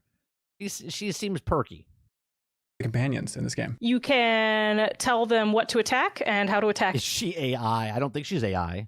it. Can I make their build? Yeah, I missed that. I missed that last thing that she said. It's fun. You're welcome to be a sassy little jerk in this interview if you like. I won't hold it Thank against you. you. How much control do I have over the companions in this game? You can tell them what to attack and how to attack it. Can I Oh, that's cool. So you can tell your companions to attack things. Cool. have over the companions in this game? You can tell them what to attack and how to attack it. Can I make their builds? You can choose what powers to. Rebsy says 30 compared SnowRunners to Elden Ring. I did. But I didn't compare it. What I said was, and I quote, I said SnowRunners is the Elden Rings of this driving simulator is what I said. I didn't compare it and be like, well, this truck is just as good as Elden Ring. And I didn't compare it to Elden Ring. I compared it to the difficulty. And I actually, did I say Elden Ring? I thought I said it was a Dark Souls. I'm pretty sure I said Dark Souls, not Elden Ring. I said SnowRunners is the Dark Souls of driving games, is what I said. Upgrade them into what to attack and how to attack it. Can I make their builds? You can choose what powers to upgrade them into. Yes. Can I give them equipment? No. Can I do anything to change their appearance? We do have some special skin packs that are coming with the Premium Edition. Can you keep playing the game after you roll credits? You can start a new game after you roll credits. So that simple question completely just changed how I'm going to play the game. That simple question just changed the complete way I'm going to play the game, because now if you beat the game, that means it's done. So that means I have to do everything in the game and leave the last mission until I'm done with everything. There's a point of no return shortly before the end game really starts. Dolphin says, "Know your shit, Krebsy." No, it's the actually.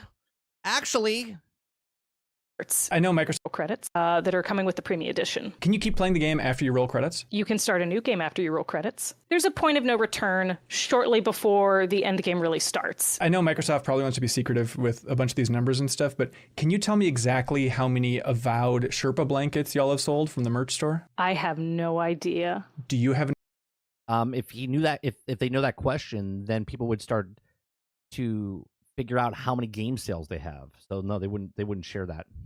I want one now, though. You don't have them in the studio? A Sherpa blanket? They That sounds exist? amazing. So you're not a watcher in the game, right? You are not a watcher. Do you care about souls as a character? Caring about your own soul is a factor in the story, yes. What a weird sentence. It's a weird game. That is a weird sentence. Hold on a second. As a character. Caring about your own soul is a factor in the story, yes. Caring about your own soul.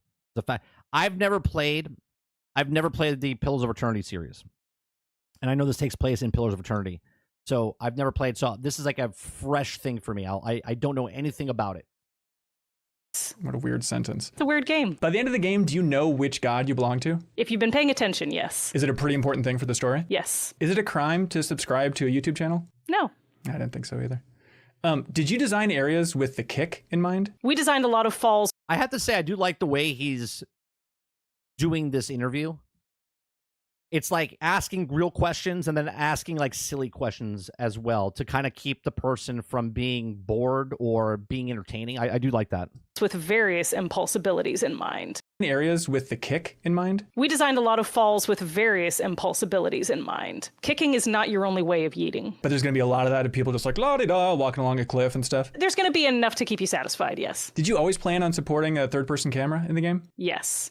I love, big feature for me, right? If you guys follow me and know that I play Star Wars Battlefront 2, I love Star Wars Battlefront 2 because you can play first person, you can play third person, you can go left shoulder, you can go right shoulder. Love that. I said more games should do first-person, third-person games because as a player, I get it. It's a lot more. It's easy for me to say, hard for them to do because making a game in first person is much easier than making it in third person because you see a lot more and whatnot. It's more intensive. But I love that they gave us this option where you can choose if you want to play first person or third person. A little jank kind of a good thing? You gotta accept a little jank to. Supporting a third-person camera in the game? Yes. Is a little jank kind of a good thing? You gotta accept a little jank to Yeah, you got to accept a little jank. do something fun and creative, I think. A little jank in the trank. Do you remember when we did that rapid Little fire jank. interview back for the Outer Worlds? Where you ever like, whew, I am glad that is not me. I've erased it from my memory already. Do you think there's ever going to be a physical version of this game?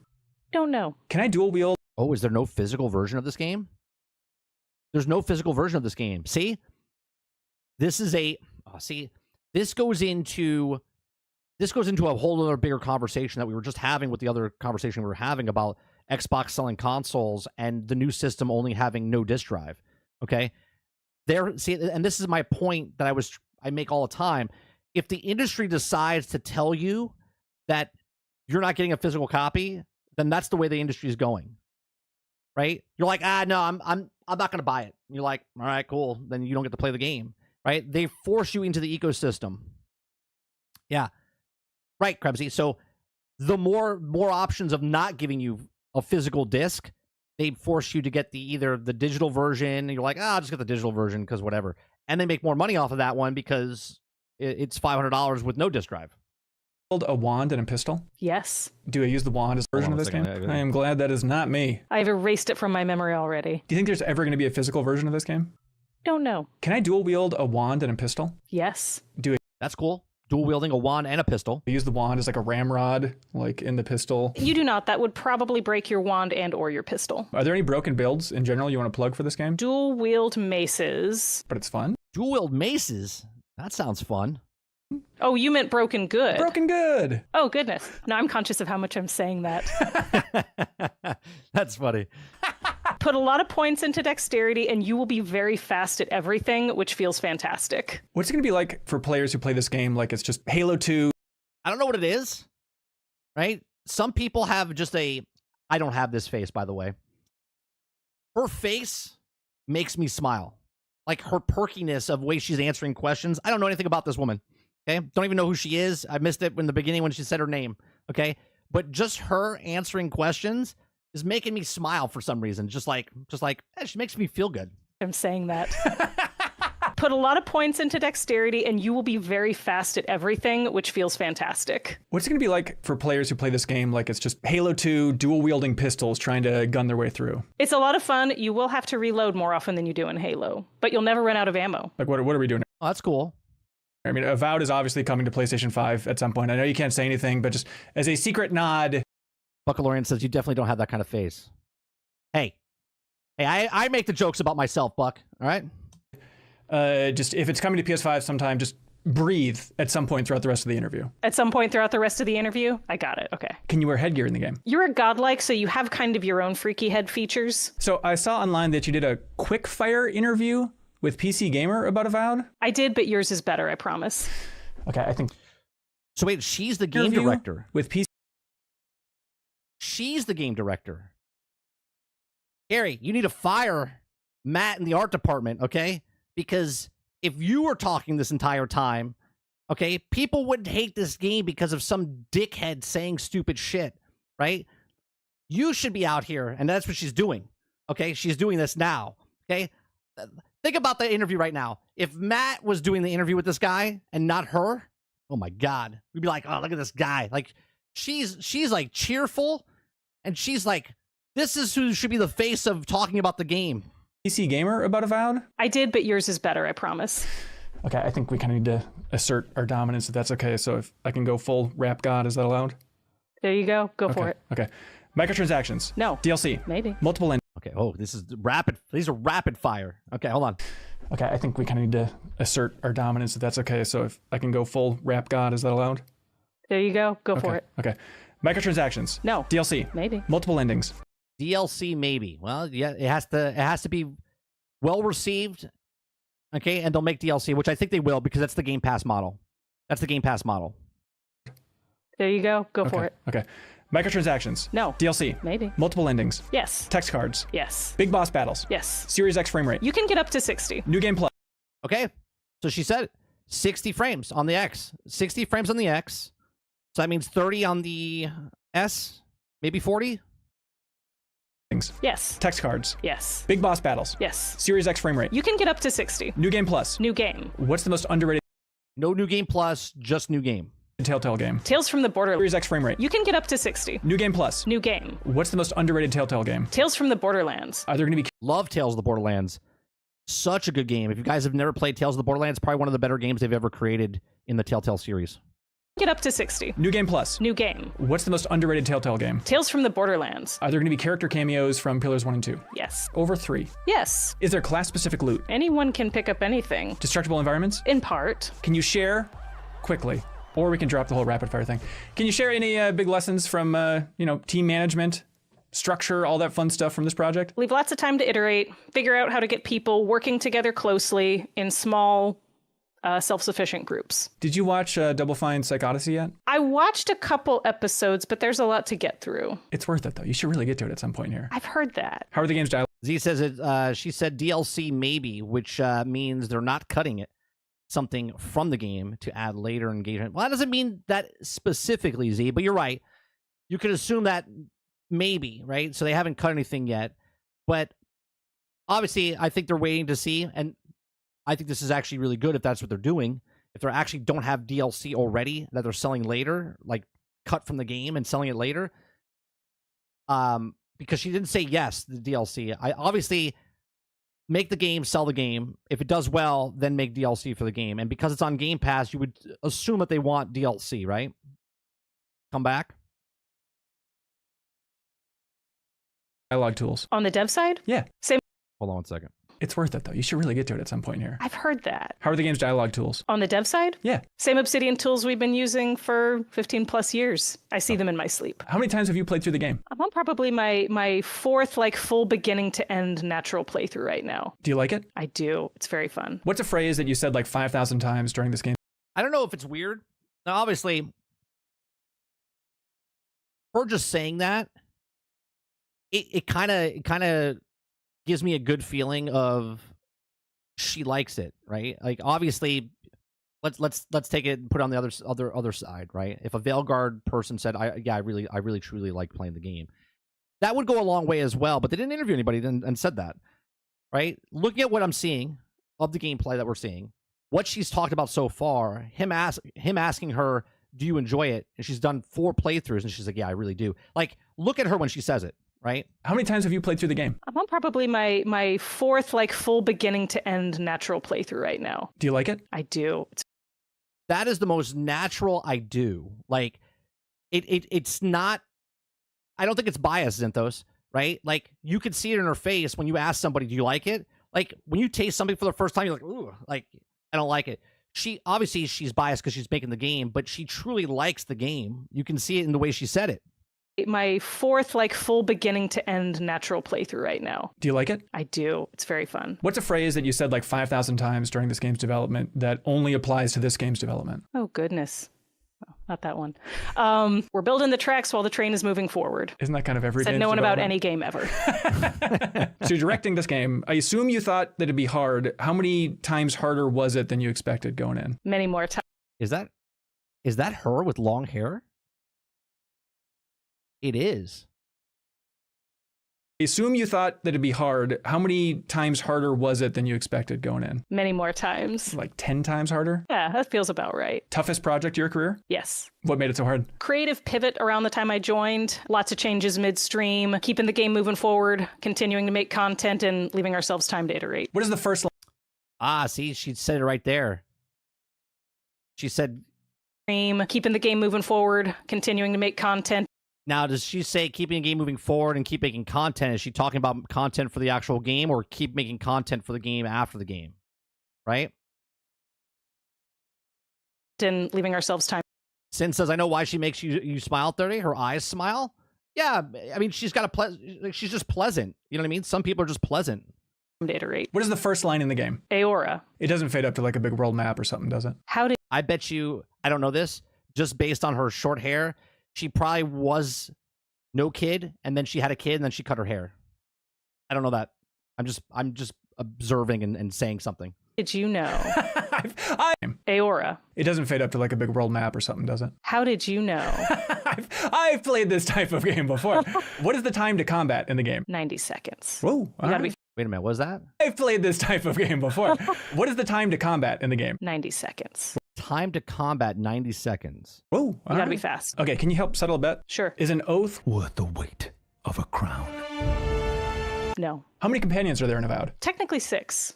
Maybe. But 4. But they kind of join the party and leave Technically 6, but maybe 4. the party type thing? You'll meet some characters in the beginning, and then you'll meet some characters in the rest of the game. Okay. Are any optional? 1 technically is for a limited period of time. And who is the best companion in Mass Effect? Oh, well, Garrus. Which Avowed companion has What a trick question that was. is the best companion in Mass Effect? Oh, Do you see the honesty? Right? She's thinking, right? Meaning these questions weren't ahead of time. She didn't know what these questions were before. a limited period of time. And who is the best companion? Look, she's thinking, right? She's like, oh, thinking. And he's like, in Mass Effect. In Mass Effect. Oh, well, Garrus. Which Avowed companion has gotten like the That's most a good answer, by the way. Garrus is a good answer. love and feedback? I think people are really responding to Kai. They're getting to see a lot of him, and also to Yatsley, who is very fun and has a very colorful personality. Who's the biggest character in your own life? Well, I mean, I guess I'm the main character of my life, right? Okay. Oh, so maybe she doesn't have kids then. Okay, here we go. Narcissist, I know, director. I know. Okay. How many NPCs are there in the game's biggest town? My life, right? Okay, here we go. Narcissist, I know, I director. know. Okay. How many NPCs are there in the game's biggest town? Oh my goodness. I guess you could probably run around and count about 100 NPCs. What's the most evil thing you can do in the game? Well, I don't want to spoil anything. Which means you could probably do something pretty evil.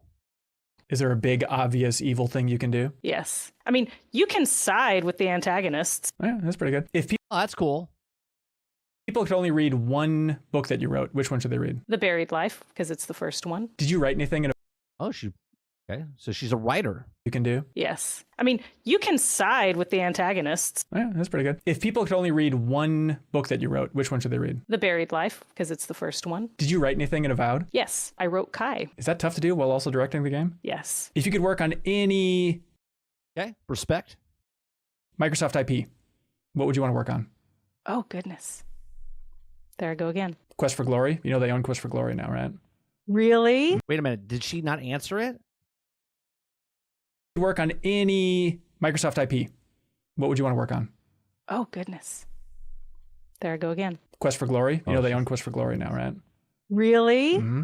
Okay. I grew up on the Sierra Adventure games. Oh, wow. So the big question of the game is, what is the Dream Scourge? Is that the big picture thing? That is one of the big picture things. The core of the story, what would you say it's ultimately really about? What is the Living Lands? Who is it going to be for? You're sent by the Empire to investigate the Dream Scourge and Living Lands. Can you betray the Empire? Yes. Do you get to choose? Yes. Who named it Avowed? Previous team leadership. Was it ever called Pillars 3? Okay, so I haven't been following Avowed very closely, right? Because I had no interest in Pearls of Eternity until they showed it off. So apparently there was something that went awry behind the scenes, right? So listen to it again. You're sent by the Empire to investigate the Dream Scourge and Living Lands. Can you betray the Empire? Yes. Do you get to choose? Yes. Who named it Avowed? Previous team leadership. Previous team leadership. So when did she come in? I would have to look this up. I don't know anything about her. I don't know anything about what happened behind the scenes. I don't remember reading or talking about anything that happened behind the scenes of Avowed. Was it ever called Pillars 3? Not to my knowledge. So Obsidian's codenames for other projects are named after states, Yes. and this one was Alabama. Correct. Pander much? Let me go ahead and guess every secret project within Obsidian. I will So, not react, but go for it. Alaska, Arkansas, Arizona, California, Colorado, I've never watched this person give interviews before, but I liked what he's doing. which wasn't the codename for South Park, by the way, which is such a weird choice from that team. Do you know what order you're going in? Wisconsin, Wyoming. It's like Jason Schreier over here. Those are all states. That's true. So the He was trying to get anything out of her. Anything if she like winked or blinked or made some sort of face. entire game takes place in the Living Lands. Your cutscene takes place a little earlier, but the gameplay takes place in the Living Lands. What do you think Pillars fans want most out of Avowed? I think they want to see the world they got to know over 2 games in a big immersive space around them that they can explore. So mission accomplished? Mission accomplished. Does your player character know the origins of the gods in the Pillars universe? No. It's background. What are your 3 favorite games of all time? Dishonored, Mass Effect, Morrowind. 2 of the 3. I never played Dishonored. Mass Effect is my favorite series. Correct. Let's see. Favorite lesson from former Obsidian writer Eric Fenstermaker? Know how to close down content. So John Gonzalez recently rejoined Obsidian. Mm-hmm. Have you talked to him much? Yeah, we've run into each other. Okay, because you're a Horizon fan, right? I am. That must be kind of fun. Yeah. So there's no romance in Avowed. There is no romance in Avowed. Okay. Will Avowed support romance outside of the game? You can have whatever romance All right. Well, that's actually good, right? Because a lot of people are worried about romances and stuff like that. There is no romance in Avowed. you want in your life outside the game, yes. That's very generous of you. Thank you. Yeah. Is there a lore recap somewhere in the game? There are a lot of lore books, and there are a lot of lore tooltips that will explain lore as it comes up. Okay, so what if there was like a guy in this game that you needed something from, but you had to help him first? Mm-hmm. Sounds simple, right? But then what if he's like, wait a minute, this is going to get more complicated than you think? Is it too late to get that in the game? A little late for Avowed, yes. Will Pillars Kickstarter backers be in the credits at all? Like a special thanks or anything like that? No. Is there any universe on Earth that you know as well as the Pillars universe? Probably not. What's the smallest bit of lore that you most recently learned about the Pillars universe? Where you're like, somehow I did not know that before. I learned that on our wiki we have said both Almawa and Almawan. So while Almawa is much more common, technically Almawan exists out there somewhere in its canon. This is lore nitpicks coming from a... I know nobody knows. I have no idea what she's talking about. But the fact that she just said that both ways have been said, and one is common, one is, so they're both canon, right? And she's nitpicking it, and she's the writer.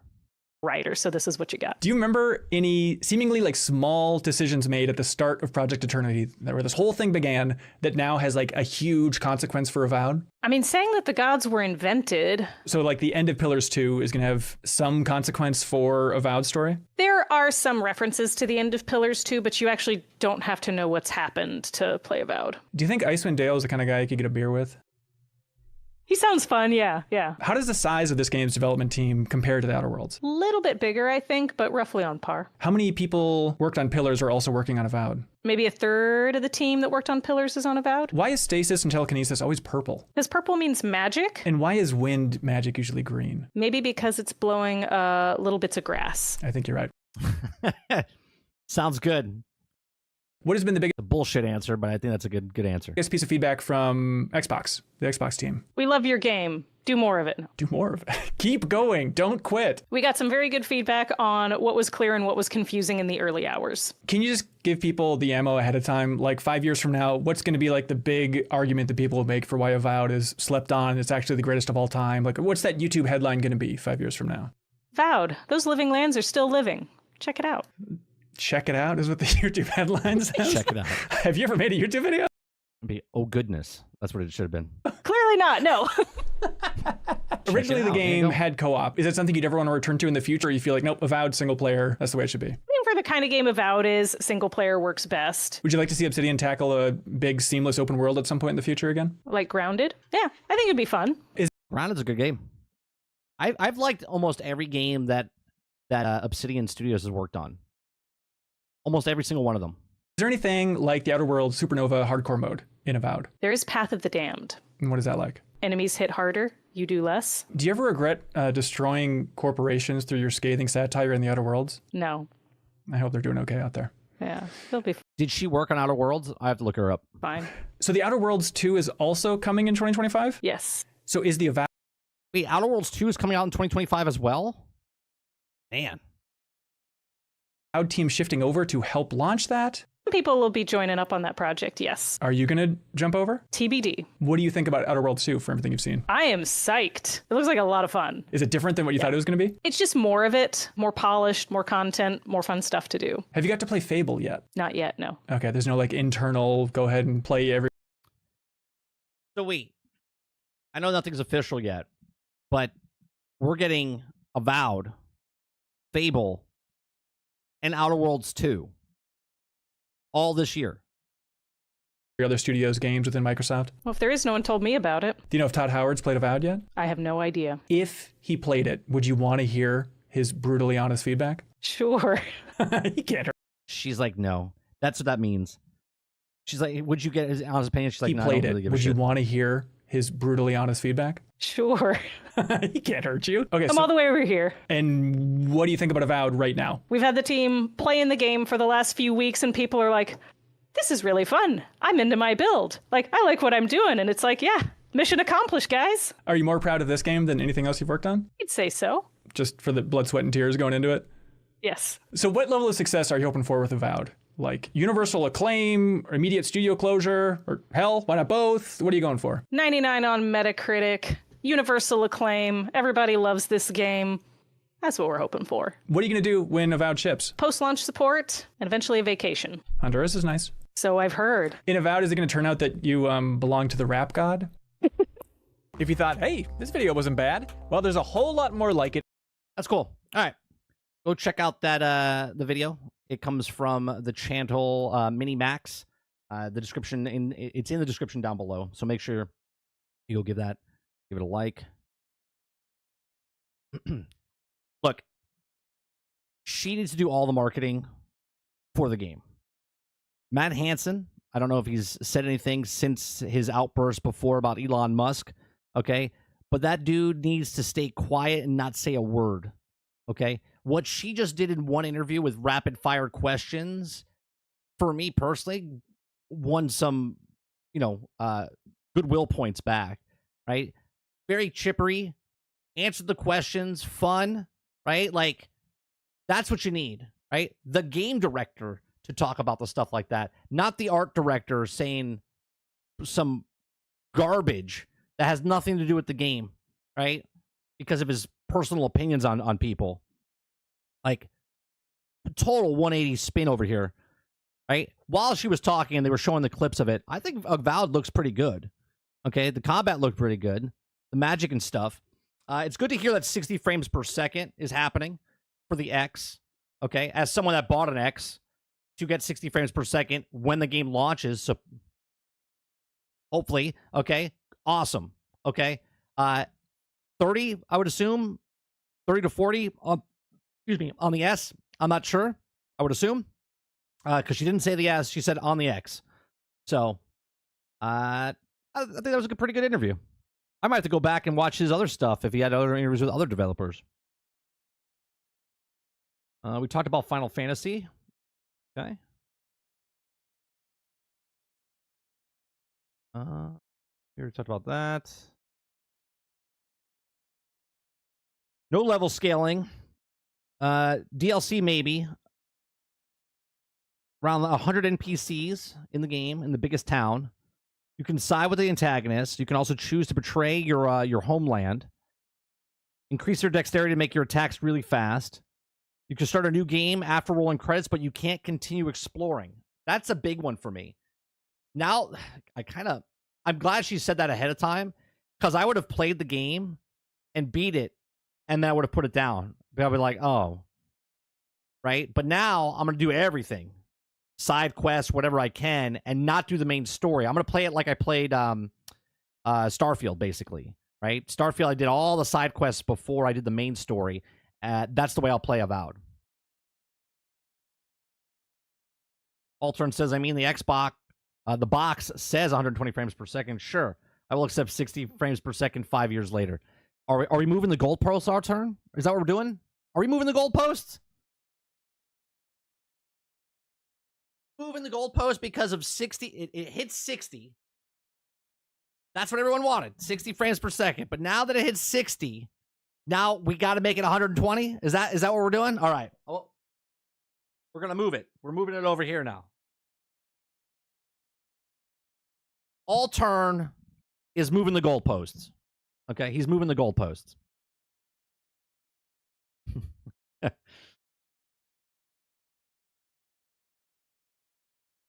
Let's see. Arga says, so now, proving my ability to criticize the Pro. Do you own one? I have a positive opinion. It counters that, what I said earlier, but not being a big difference, and if it's worth it. I like that you can side with the antagonist. Yeah, I think that's cool. Choices are awesome in games like that in RPGs.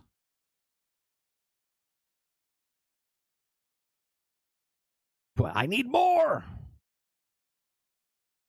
Orwick says Cyberpunk kind of does that, but it also tells you that you also have a point of no return. You also continue from. Yeah, I don't like games like that where it tells you, it's like, are you sure? Are you sure you want to go on? I get it, because in Fallout, I remember it happened, and I beat the game by accident. And I was just like, oh. And I went back and I had to play it again and did all the side missions and whatnot. I hate when they're like, are you sure you want to go on? If you do anything more, and you're like, I guess. For me, personally, and this is not a big thing, it's like an immersion breaker. It's like, all right, make sure you get all your shit together before you go. And it's like, all right. Because you know that's the end. I'll just play all the side quests before I get to that point and then do the main story type of stuff. Z says, I did that in the Outer Worlds, and then when I got to the end, it seemed very lackluster after doing so many side quests. Yeah, that's what happens, though. But if you played just the main story quest, Z, you would finish the game and be like, all right, you wouldn't go back to play the side quests.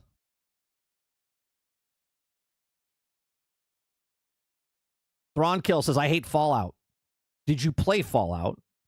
And how many hundreds of hours did you put in it, Thrawn? Because Travis, we have Travis here. Okay, and Travis has put in 340 to 400 hours into Fallout and then said he hated it. So, did you put in that many hours to hate it, or did you put in a lot less hours and decide that you hated it?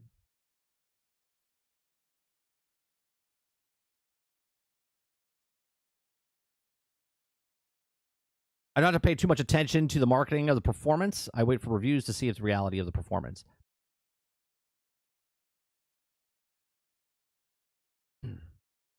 Yeah, Travis put in 300. Was that right? 340? Travis, you here? 340? 400 hours into a game he didn't like? Maybe he liked it up to that point and was like, that 400th hour, that's what really ended it for me.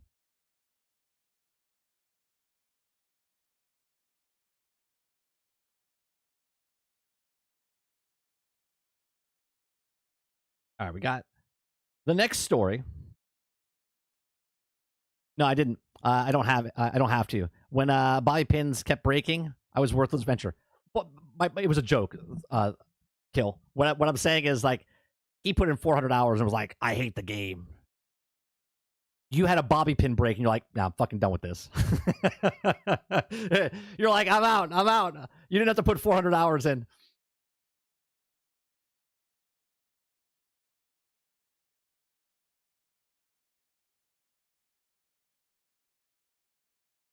All right. The next story is Harrison Ford praises Troy Baker and the lack of AI for Indiana Jones and the Great Circle. We read stories. We have conversations about the article that we read. I haven't read the article. All the articles that are on my show are submitted by you guys in the Discord. So if you want to become a member of the channel, you can become a member of the channel for $5 for a month. If you want to become a Discord, you don't have to be a member. But if you become a member in our Discord, the general chat's open. You can submit stories, talk to everybody that's in there. But there's rooms blocked off for members. But you don't have to become a member to become a part of our Discord. So if you want to submit stories, all these stories that people submit is what we talk about on the podcast each and every single day at 10 o'clock in the morning till noon Eastern. If you like it, hit that like button, hit that subscribe button. If you'd like to go above and beyond that, become a member as little as $5. All right, so Harrison Ford praises Troy Baker and the lack of AI for Indiana Jones and the Great Circle. I played Indiana Jones, and I have to say it was my favorite. We started it in 2024. We finished it in 2025. It was my favorite game last year. Like playing it was such a treat to play. Troy Baker nailed it. Like as an Indiana Jones fan, you didn't even know if I didn't know Troy Baker was the actor, I would assume that Harrison Ford did it, right? Like it was such a good game. Okay. I think he's in my opinion, he's the lead for actor in the video game next year for the rewards. Okay. So let's see what he has to say here. In a recent video game, Indiana Jones and the Great Circle, the role of Indiana Jones was played by Troy Baker, not Harrison Ford. The esteemed veteran actor has reflected on the game, saying Baker did a brilliant job bringing the character to life, and he didn't require AI. A little bit of AI. I mean, it's a video game. Okay. And you don't need artificial intelligence to steal my soul. You can already do it for nickels and dimes with good ideas and talent, he told the Wall Street Journal. Baker did a brilliant job and didn't take the AI to do it. Everyone's against AI, and I totally understand. I don't want that. I love that they found someone to sound like Harrison Ford. Before they even announced the game, we knew about Indiana Jones. We're like, we didn't know what he looked like. I was like, they have to use Harrison Ford. Have to use Harrison Ford. Then they showed the picture of him for the first time. I was like, that's Harrison Ford. I was like, did they really get him? And they said Troy Baker's doing it. I was like, wow. Like, I don't know. A lot of you don't know, but I worked in the film industry, right? I used to be in front of the camera, then I went behind the camera, and I worked behind the camera for 20 years. Okay, I love acting. I love all that stuff behind the scenes of movie making and television shows. It is so hard for an actor to act like somebody else besides just making up the character. You know what I'm saying? Like, if you're just making the character yourself as an actor, you have the freedom to do whatever you want, and then that becomes a famous character.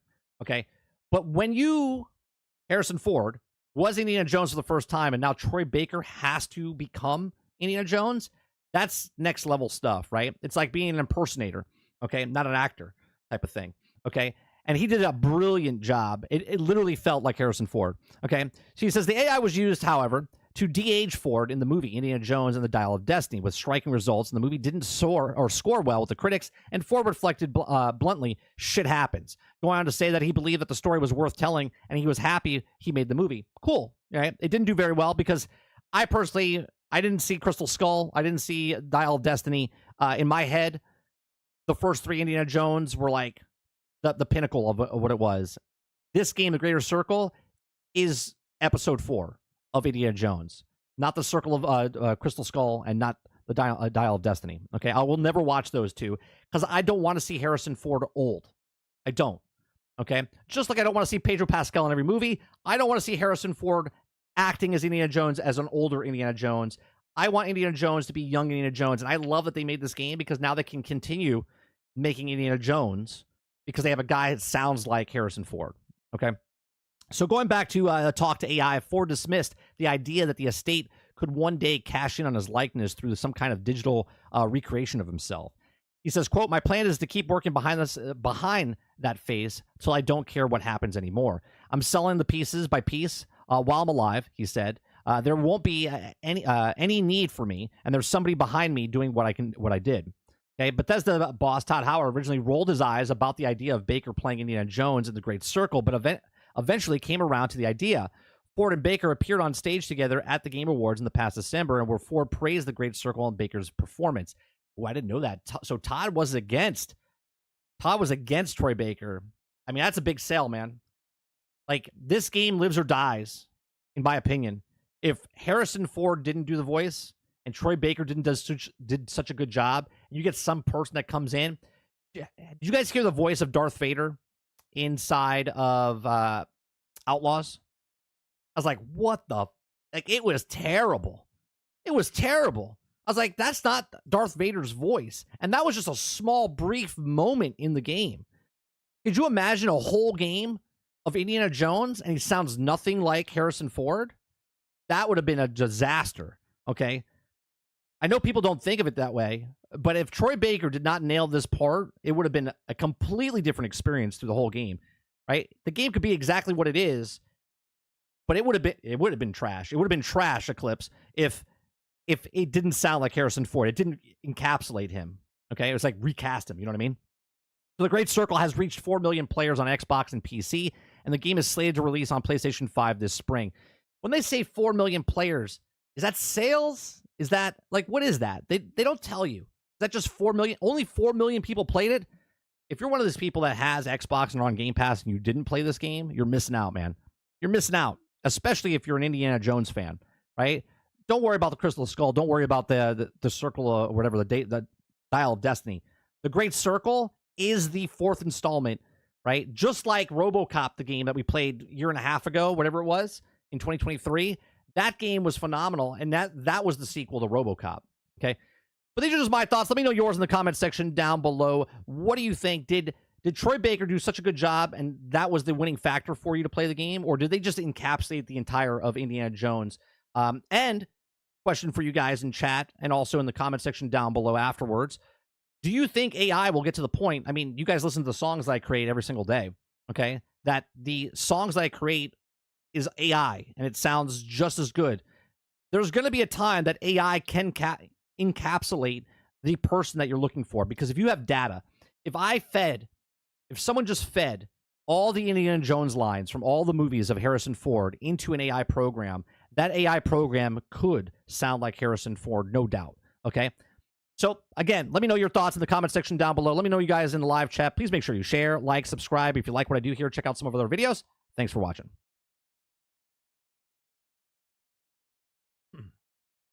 I think what he's saying when he says they didn't need AI to do what they needed to do, and you need real people. At this point in 2025, yes. Yes, you do. Come 2026, 2027, I don't think you do. I don't think you do.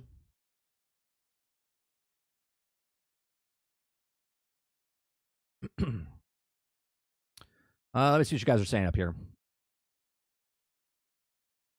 Factor says, I love movie editing and creating. I used to be an extra on the movie sets for 16-hour plus. Oh, yeah. What'd you get? Like $150, $200 a day for cattle call, basically. Got to eat the catered food and stuff. It's fantastic. I used to do that before. I did extra work. Then I became an actor. Then I went into the film industry. Engagement, bro. 4 million engaged. I just don't like that number. Like, tell me sales. Or don't bring up a number. You know what I mean?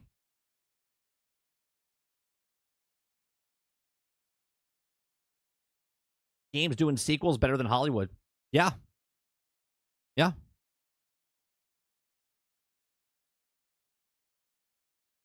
Factor says, your AI robot will do everything. Trust me. Yeah. I mean, come on. Some of the songs I'm creating. If I didn't tell you, like me and my son, we play a game in the car now. Obviously, all those songs on the radio that we think are real, right? Because they perform and they do stuff. But we hear some songs, like new songs that come out, and I'm like, come on, that could be AI. My son starts laughing. He's like, it could be AI. Like, some of the songs I'm creating sound better than the radio versions of songs that are coming out. Al says, Mike, you should check out a movie called It's What's Inside. The actors imitating each other. It was phenomenal. I'll check it out. What's it on, House? Is that like Netflix, Prime, HBO, Apple, Paramount, Hulu? Like, where is it?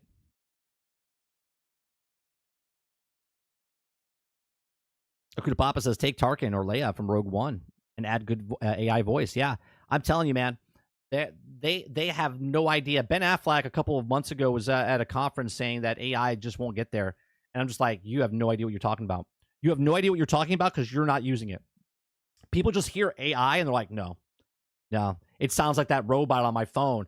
Turn left at 15 feet. No, that's not the AI. That's not the AI. This right here. Okay? This right here is AI. Okay? Once a franchise standing That's a country singer. A king upon the field. The hype was If real. I didn't tell you it was AI, you would think this is a song on the radio. But then came the launch. Oh, what a bitter fight. A broken game, a shattered. Right? You have no idea. People that don't play with AI or mess with AI have no idea what they're talking about, what they think about AI.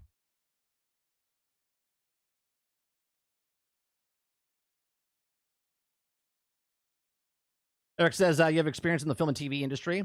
Is AI voice or actors' likenesses something that they will, without a doubt, take full advantage of it? And what pushback from the actors? This is why they went on strike. They're trying to protect themselves. All you need is like 6 seconds of someone's voice, and you can change it, right? And use their voice. It's 100% going to be a massive problem. There's going to be lawsuits. There's already a lawsuit. Scarlett Johansson went after ChatGPT because they use her voice as the voice. Right? Someone to say that there's no way that AI can take over, and yet ChatGPT's voice was Scarlett Johansson. 100% was her voice. Didn't you say you posted the Bethesda rap? Yeah, it's on the thing. It's called Bugthesda. Yeah, if you go to we have a new channel, by the way, chat. We have a new channel, by the way. It's called 30 and Still Jamming. 30 and Still Jamming. Yeah. If you go here, right? It's should be right here. Yeah, it's in the playlist. There's music videos. There's music videos, and then there's the other ones I added today, which is just no music video. It's just the music, right? And look, I'm making all these I'm making all of these AI. This is the cover. It's all AI. It's all AI, right? I type it in what I want, and there it is. Boom. Crazy Uncle Nintendo. Okay.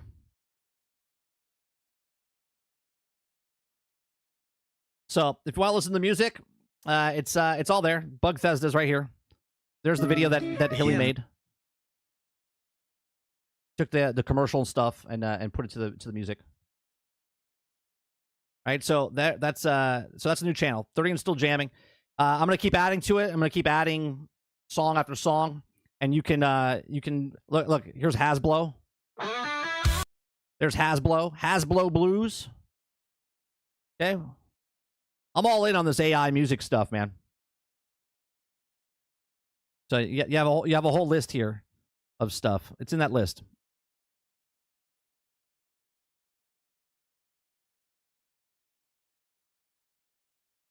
To be fair, she played AI voice in the movie. Yeah, and they stole that thing and used her as the voice for ChatGPT.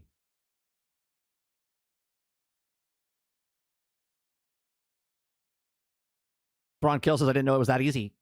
And this is why it's funny when Ben Affleck comes out on stage and says, AI won't be able to do what we do. It's just impossible. It's like, dude, do you understand?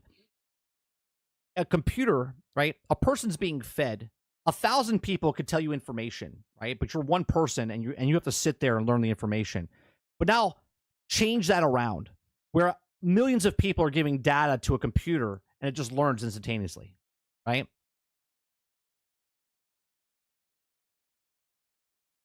Yeah, that's what I said, Zinto. She's in a lawsuit, or she sued them for it.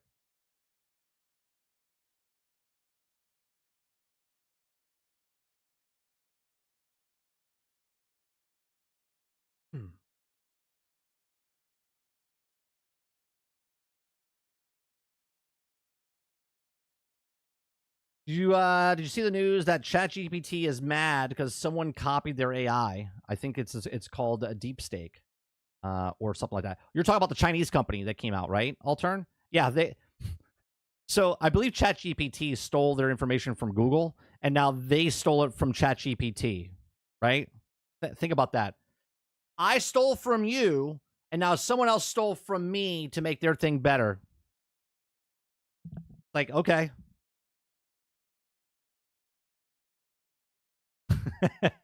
Bug says, sorry to break it to you, Ben Affleck, but AI can definitely do what you do.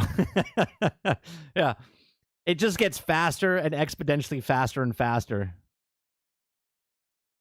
It's DeepSeek. That's it. Yeah. Yeah. Oh, speaking of Scarlett Johansson, did you guys watch the new trailer for Jurassic Park? I'm not going to show it on stream. Did you watch the new trailer for Jurassic Park? It doesn't look good. It looks bad.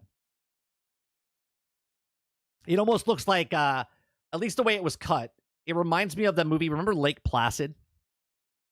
Remember Lake Placid? That was with J-Lo, wasn't it? Was J-Lo in Lake Placid? What was the one with right? It was Lake Placid. Was J-Lo? That's what it reminds me of. Yeah, it's like the 4th installment of a reboot.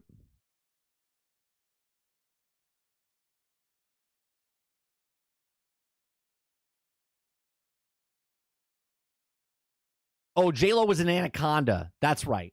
That's right. It's almost the same as that, though, too, El Dente. It's like Anaconda, Lake Placid. It's all that same stuff. I appreciate it, Roadkill. Yeah. All of those movies, man. That's what Jurassic Park feels like. Now, yesterday I said Superman, Fantastic Four, and Jurassic Park all come out in the same month of July. Okay? And I was like, which one's going to make more money? I still think it's going to be Jurassic Park. I still think it's going to be Jurassic Park. Let me look up what they made at the box office with Chris Pratt, right? Jurassic Park movies, for some reason, man, they make so much money.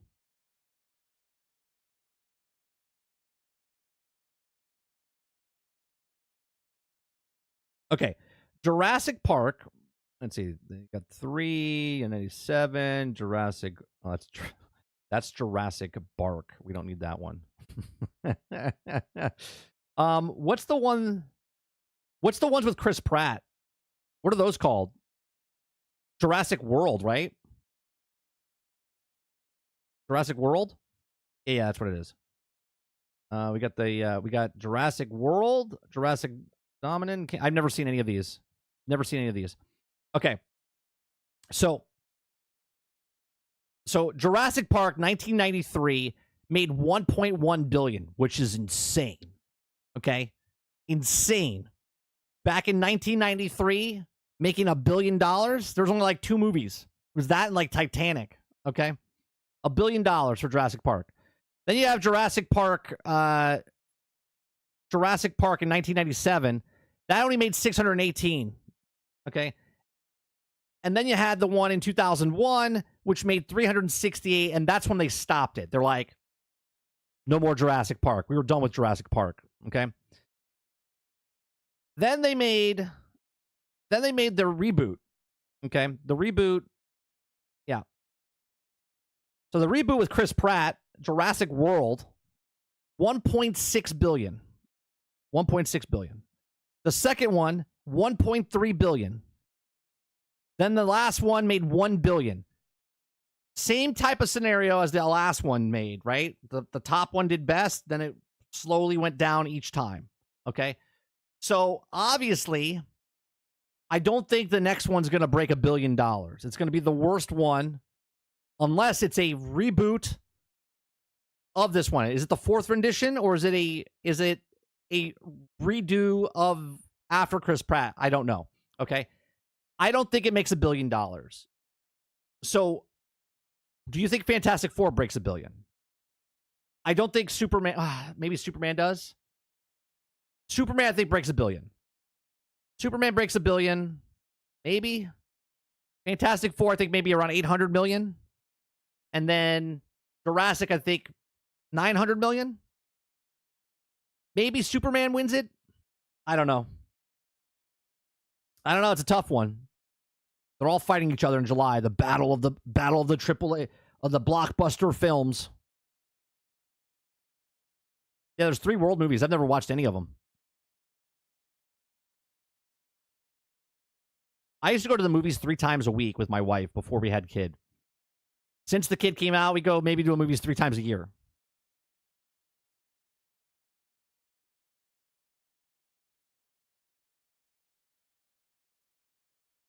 What they are is so bad, man. People just eat that garbage. They love it. I heard it was a new scenario. So, okay, so it's not a 4th. It's a reboot again? Okay. So what is it now? Jurassic World Rebirth. All right, well, here we go. So because it's a rebirth, that means it's the first movie in this series. So that could break $1 billion easily then, right? Because the first Jurassic Park broke $1 billion, 1.1 billion or 1.3 billion. Chris Pratt's first one broke 1.6 billion. So does Scarlett Johansson have that power? Does she get it over $1 billion? And does it beat the original Jurassic Park, or does it beat Chris Pratt's? It'll be very interesting to see. How did the latest Superman movie perform? The last Superman movie? Let me see. Let's see.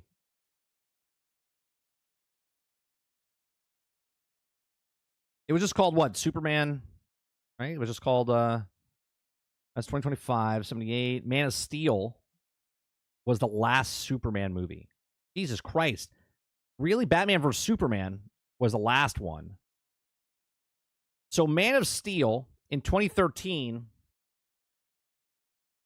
made 670 million. Okay. And then Batman Superman made 874. I don't think Superman, maybe Superman breaks $1 billion. All right. This is what I'm going to say. Ready? Here we go. Superman will make around 800 to 900 million. Fantastic Four will come in third place out of these three films. It'll make anywhere between 700 and 850 million. And Jurassic Park will break $1 billion. That's what I'm going with. That's what I'm going with. Those are my predictions as of February, and all those movies come out in July. I got to see different cuts of the trailers and see more of each movie before I give you my official. But as of right now, those are what I'm saying.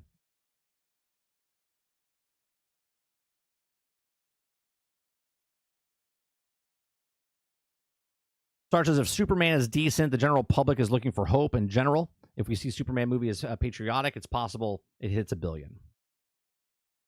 Krebsy says, I don't give a shit about any of them. Well, if it makes any... I will see Superman in theaters. I will not see Jurassic Park or the Fantastic Four in theaters.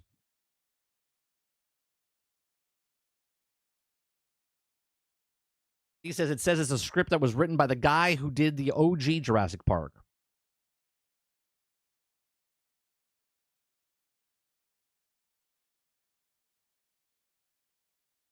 Titan says Batman versus Superman. Yeah, you don't remember that?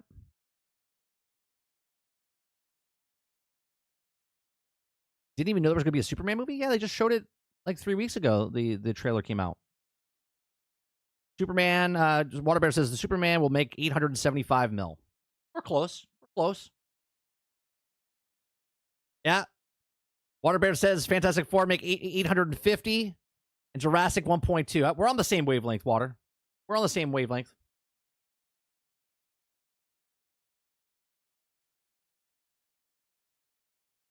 Out of the three, Fantastic Four, I think, is the least. Krebsy says, people like Batman Pattinson and made like 700 mil. Superman isn't breaking a bill.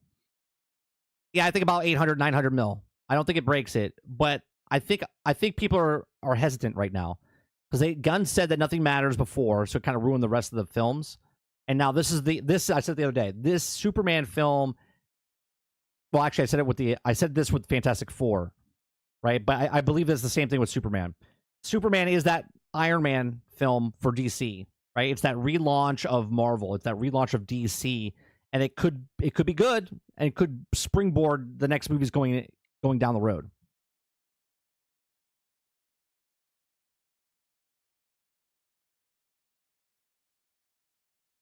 Roadkill says the new the Superman new movie, it looks way too comic booky to pull off like Whitaker Patriotic. Paul says it's time. We've got the dinosaurs under control. Eclipse says the trailer just didn't look good. None of these trailers. Superman, the first trailer,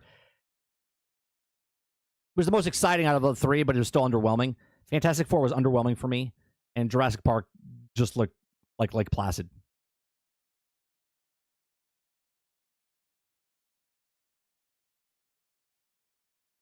I'll justify going to all these movies because I have children. Waterbear says, I get that they're going with News 52 look for Superman, but man in suit doesn't look good on film. You still see it, though. Yeah, it's not the best looking Superman suit. But we'll see. Troy Baker carried Indiana Jones in the video game. Maybe his acting as Superman will carry it through, and you'll look past the suit. Maybe you'll look past the suit, Water.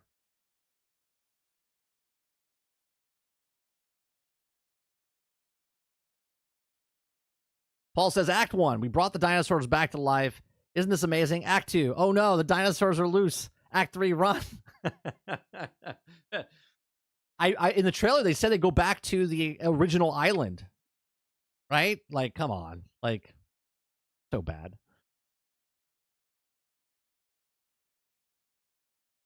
I'm going to watch Superman movie in theaters because I want the universe to do good. I need DC Universe to come back.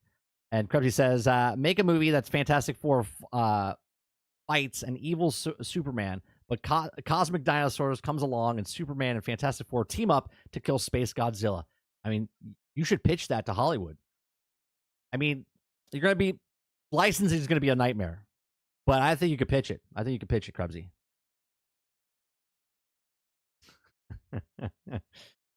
Oh man, I remember watching behind the scenes, Saint, of how they made that that happen. There was a little machine, if I'm not mistaken, that was underneath the cup, and it like pulled the water like it was I don't know if it was like an eyedropper or whatever, but that's what they did. I thought there was a new Jurassic Park game. Didn't they just come out with a new Jurassic Park game? Hold on a second.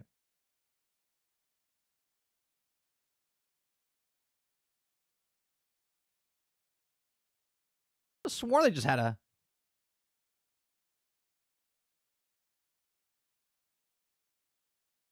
a world game.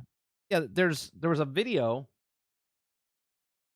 A new Jurassic World video game in development 1 week ago.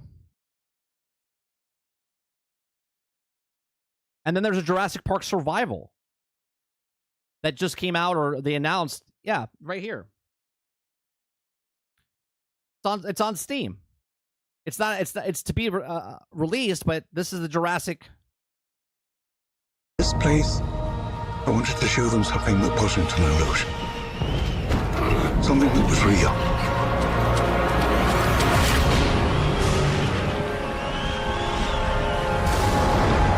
Can anyone hear me?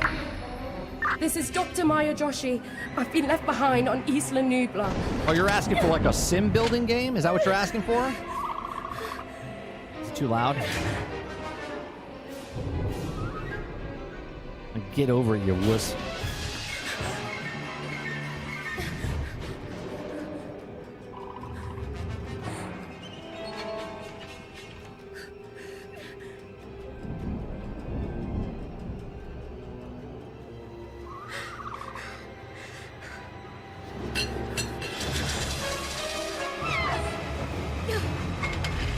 Yeah, they made 2 of those, didn't they?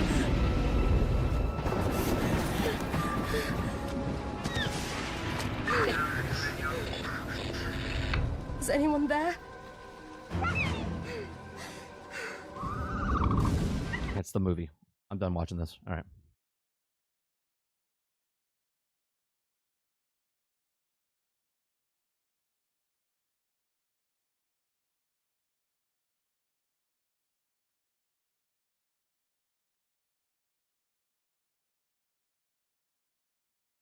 Isn't it exact frame by frame of the original movie? Yeah, Sarge. That's why I stopped watching it. I was just like, yeah, whatever.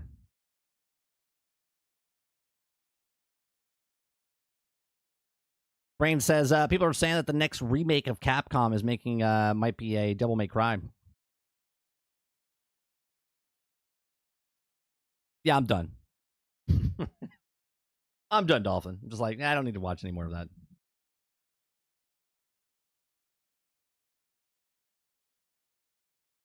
All right, let's see what's on Twitter here. Go to the music.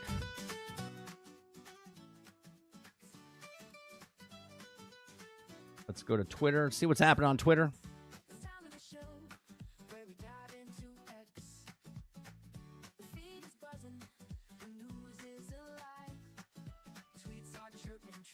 Paradox acquires former Tropico developer.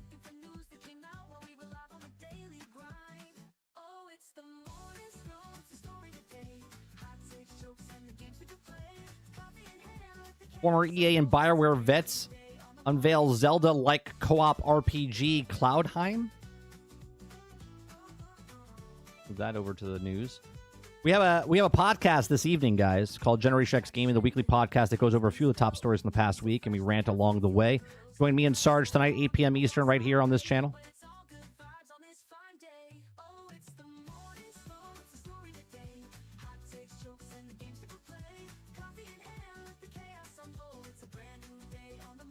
Lost Ark has been out for 3 years.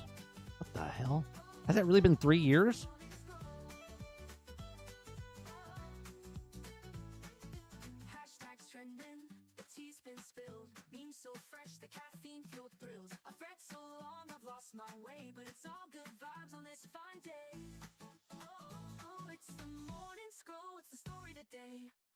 Titan says Jurassic Park Survival is expected to be released on PC, PlayStation 5, and Xbox Series X in mid-2025.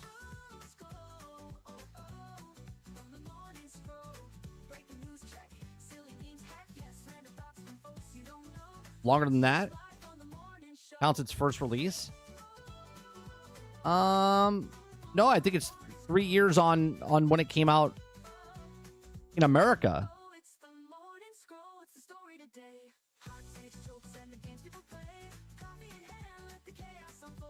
Yeah, I don't care about that. What I'm saying is it's already been out 3 years in America.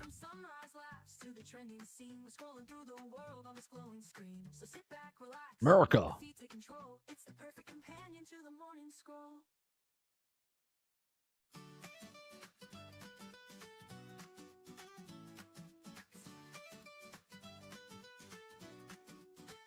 Sid Meier's Civilization 7 Founders or Deluxe Edition and play early access, so that's coming out soon. Marvel Rivals Valentine's Day event leaks, teasing love for even the loneliest superheroes. Okay. We'll read that tonight, maybe.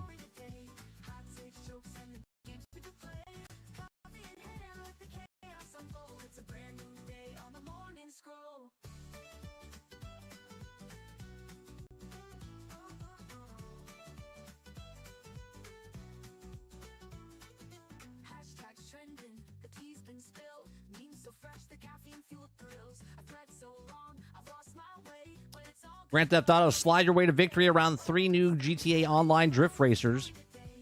They're still advertising for the fucking online stuff. It's amazing. Amazing.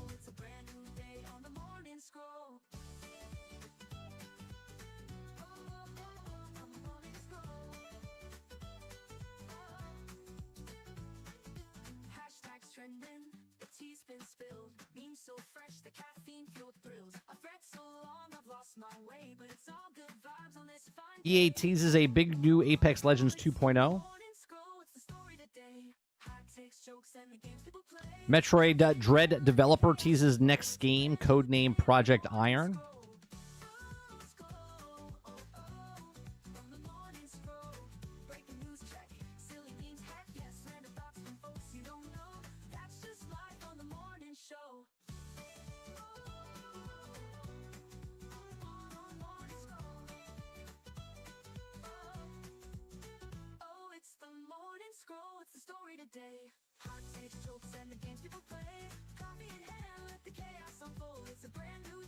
Nice on the day.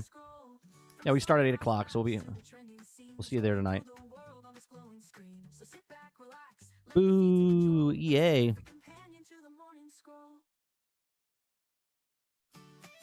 The latest patch for Star Wars Outlaw adds DLSS 4 support for NVIDIA GeForce cards and update on PlayStation 5 Pro upscaling. Oh, MegaCon is this weekend. Oh shit! Can I get tickets? I totally forgot that was happening this weekend.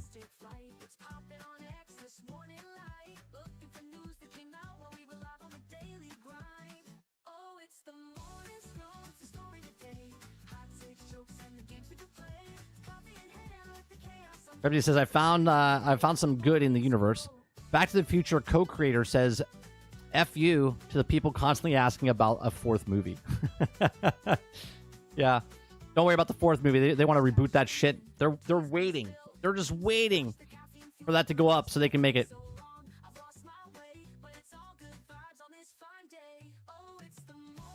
Jackie says Outlaws is way better now. It was released a year or two early. Too early.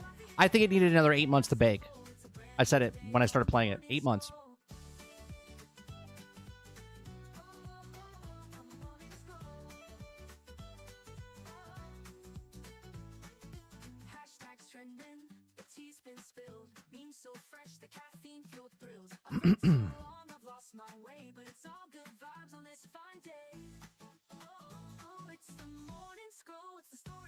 Trying to see if anything else is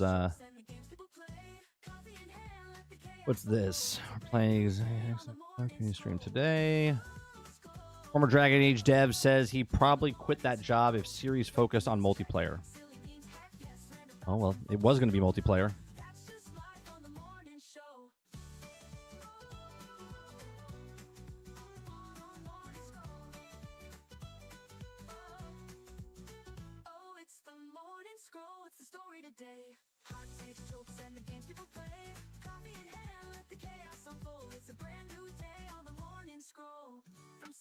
I think that's about it. I don't think there's anything else. EA CEO says the magic words of Apex 2.0 won't happen until after the next Battlefield, but this will not be the final incarnation of Apex.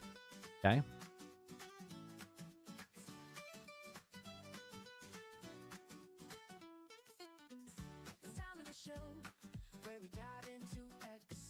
The fuck is this? New Lego. New. Lego can be anti-LGBT because the bricks have male or female parts that are made to mate with each other, says Science Museum in London.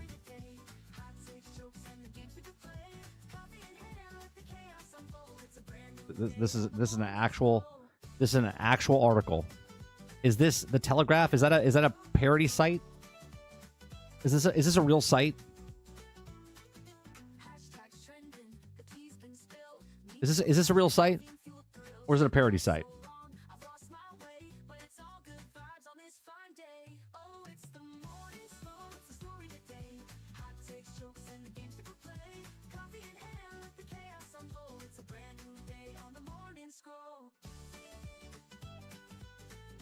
It's a real site.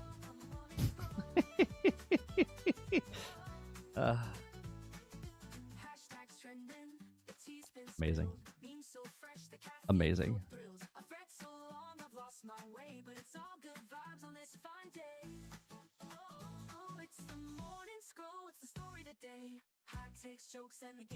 Dolphin, thank you very much for the continued support.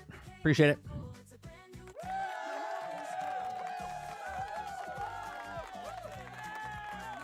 The Telegraph is. Buck says, I guess you have a non-binary Lego, but you might as well just stack pieces on cardboard. Yeah. Well, they do make those flat pieces that only go on top, but they still take the male end and the bottom.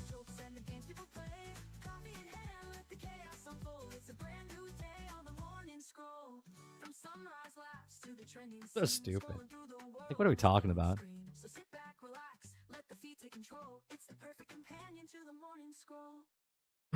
Dolphin says, my wife, Scarlett will win an Oscar when she gets eaten by a dinosaur.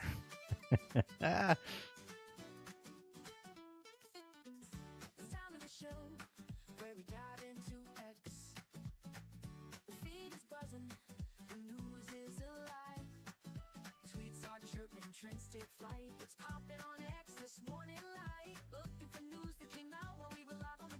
I don't see anything else. I don't see anything else that's of actual news.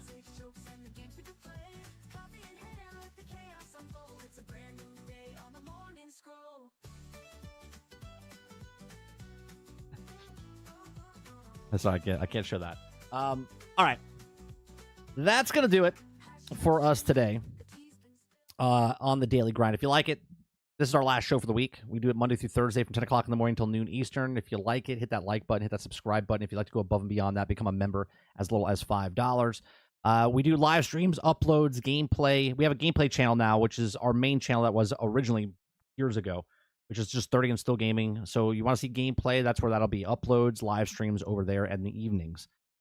Here, morning show, every single day, 30 NSG. Uploads here, podcast here, 30 NSG. Anything that we cover as far as like on this show, if it has to do with like entertainment, as far as television shows, movies, anything like that, that's going to go over to Nerding with 30. That's like our entertainment section. And now we have 30 and Still Jamming, which is all the AI songs I've created that I've written, that I put with AI tracks, beats. They make the actual music and the sounds of it. But it's things that I write and put together. That's on 30 and Still Jamming. So appreciate it very much. Dolphin says, my wife and Scarlett have won an Oscar. Thank you very much for the 19 months. Right. So lots of different content on this channel. I appreciate that, Dolphin. Thank you very much. Did you do it twice? You a member and you have 19 months? How does that work? How does that work? I'm confused.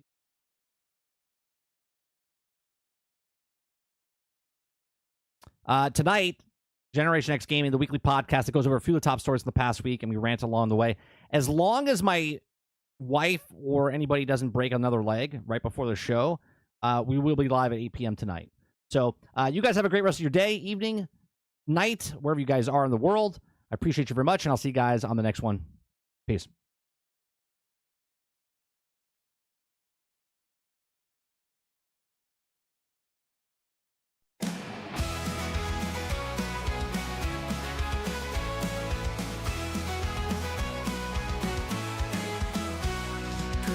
Sunshine, rise and shine. The daily grind is here on time with gaming news and fun galore. We'll chat and entertain once more. Is on, jump in the chat, let's have some fun. From pixel small to stories grand, we bring the magic to your hand. We're nitty tuned in daily, don't you miss entertainment wrapped in bliss.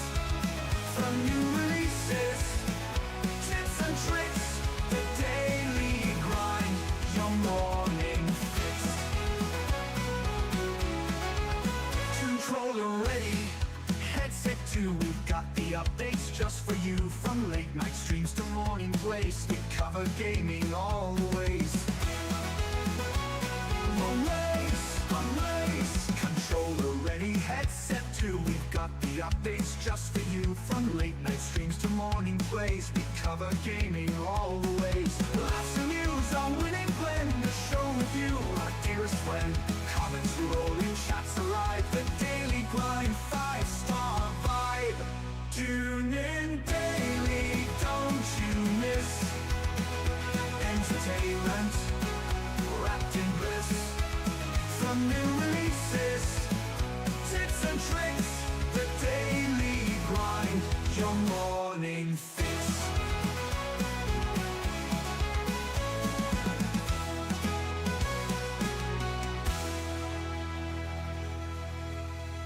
Good morning, sunshine, rise and shine. The daily grind is here on time with gaming news and fun galore. We'll chat and entertain once more. The coffee's hot, the mic is on. Jump in the chat, let's have some fun. From pixel small to stories grand, we bring the magic to your hands. Tune in daily, don't you miss entertainment wrapped in bliss. From new releases, tips and tricks, the daily grind, your morning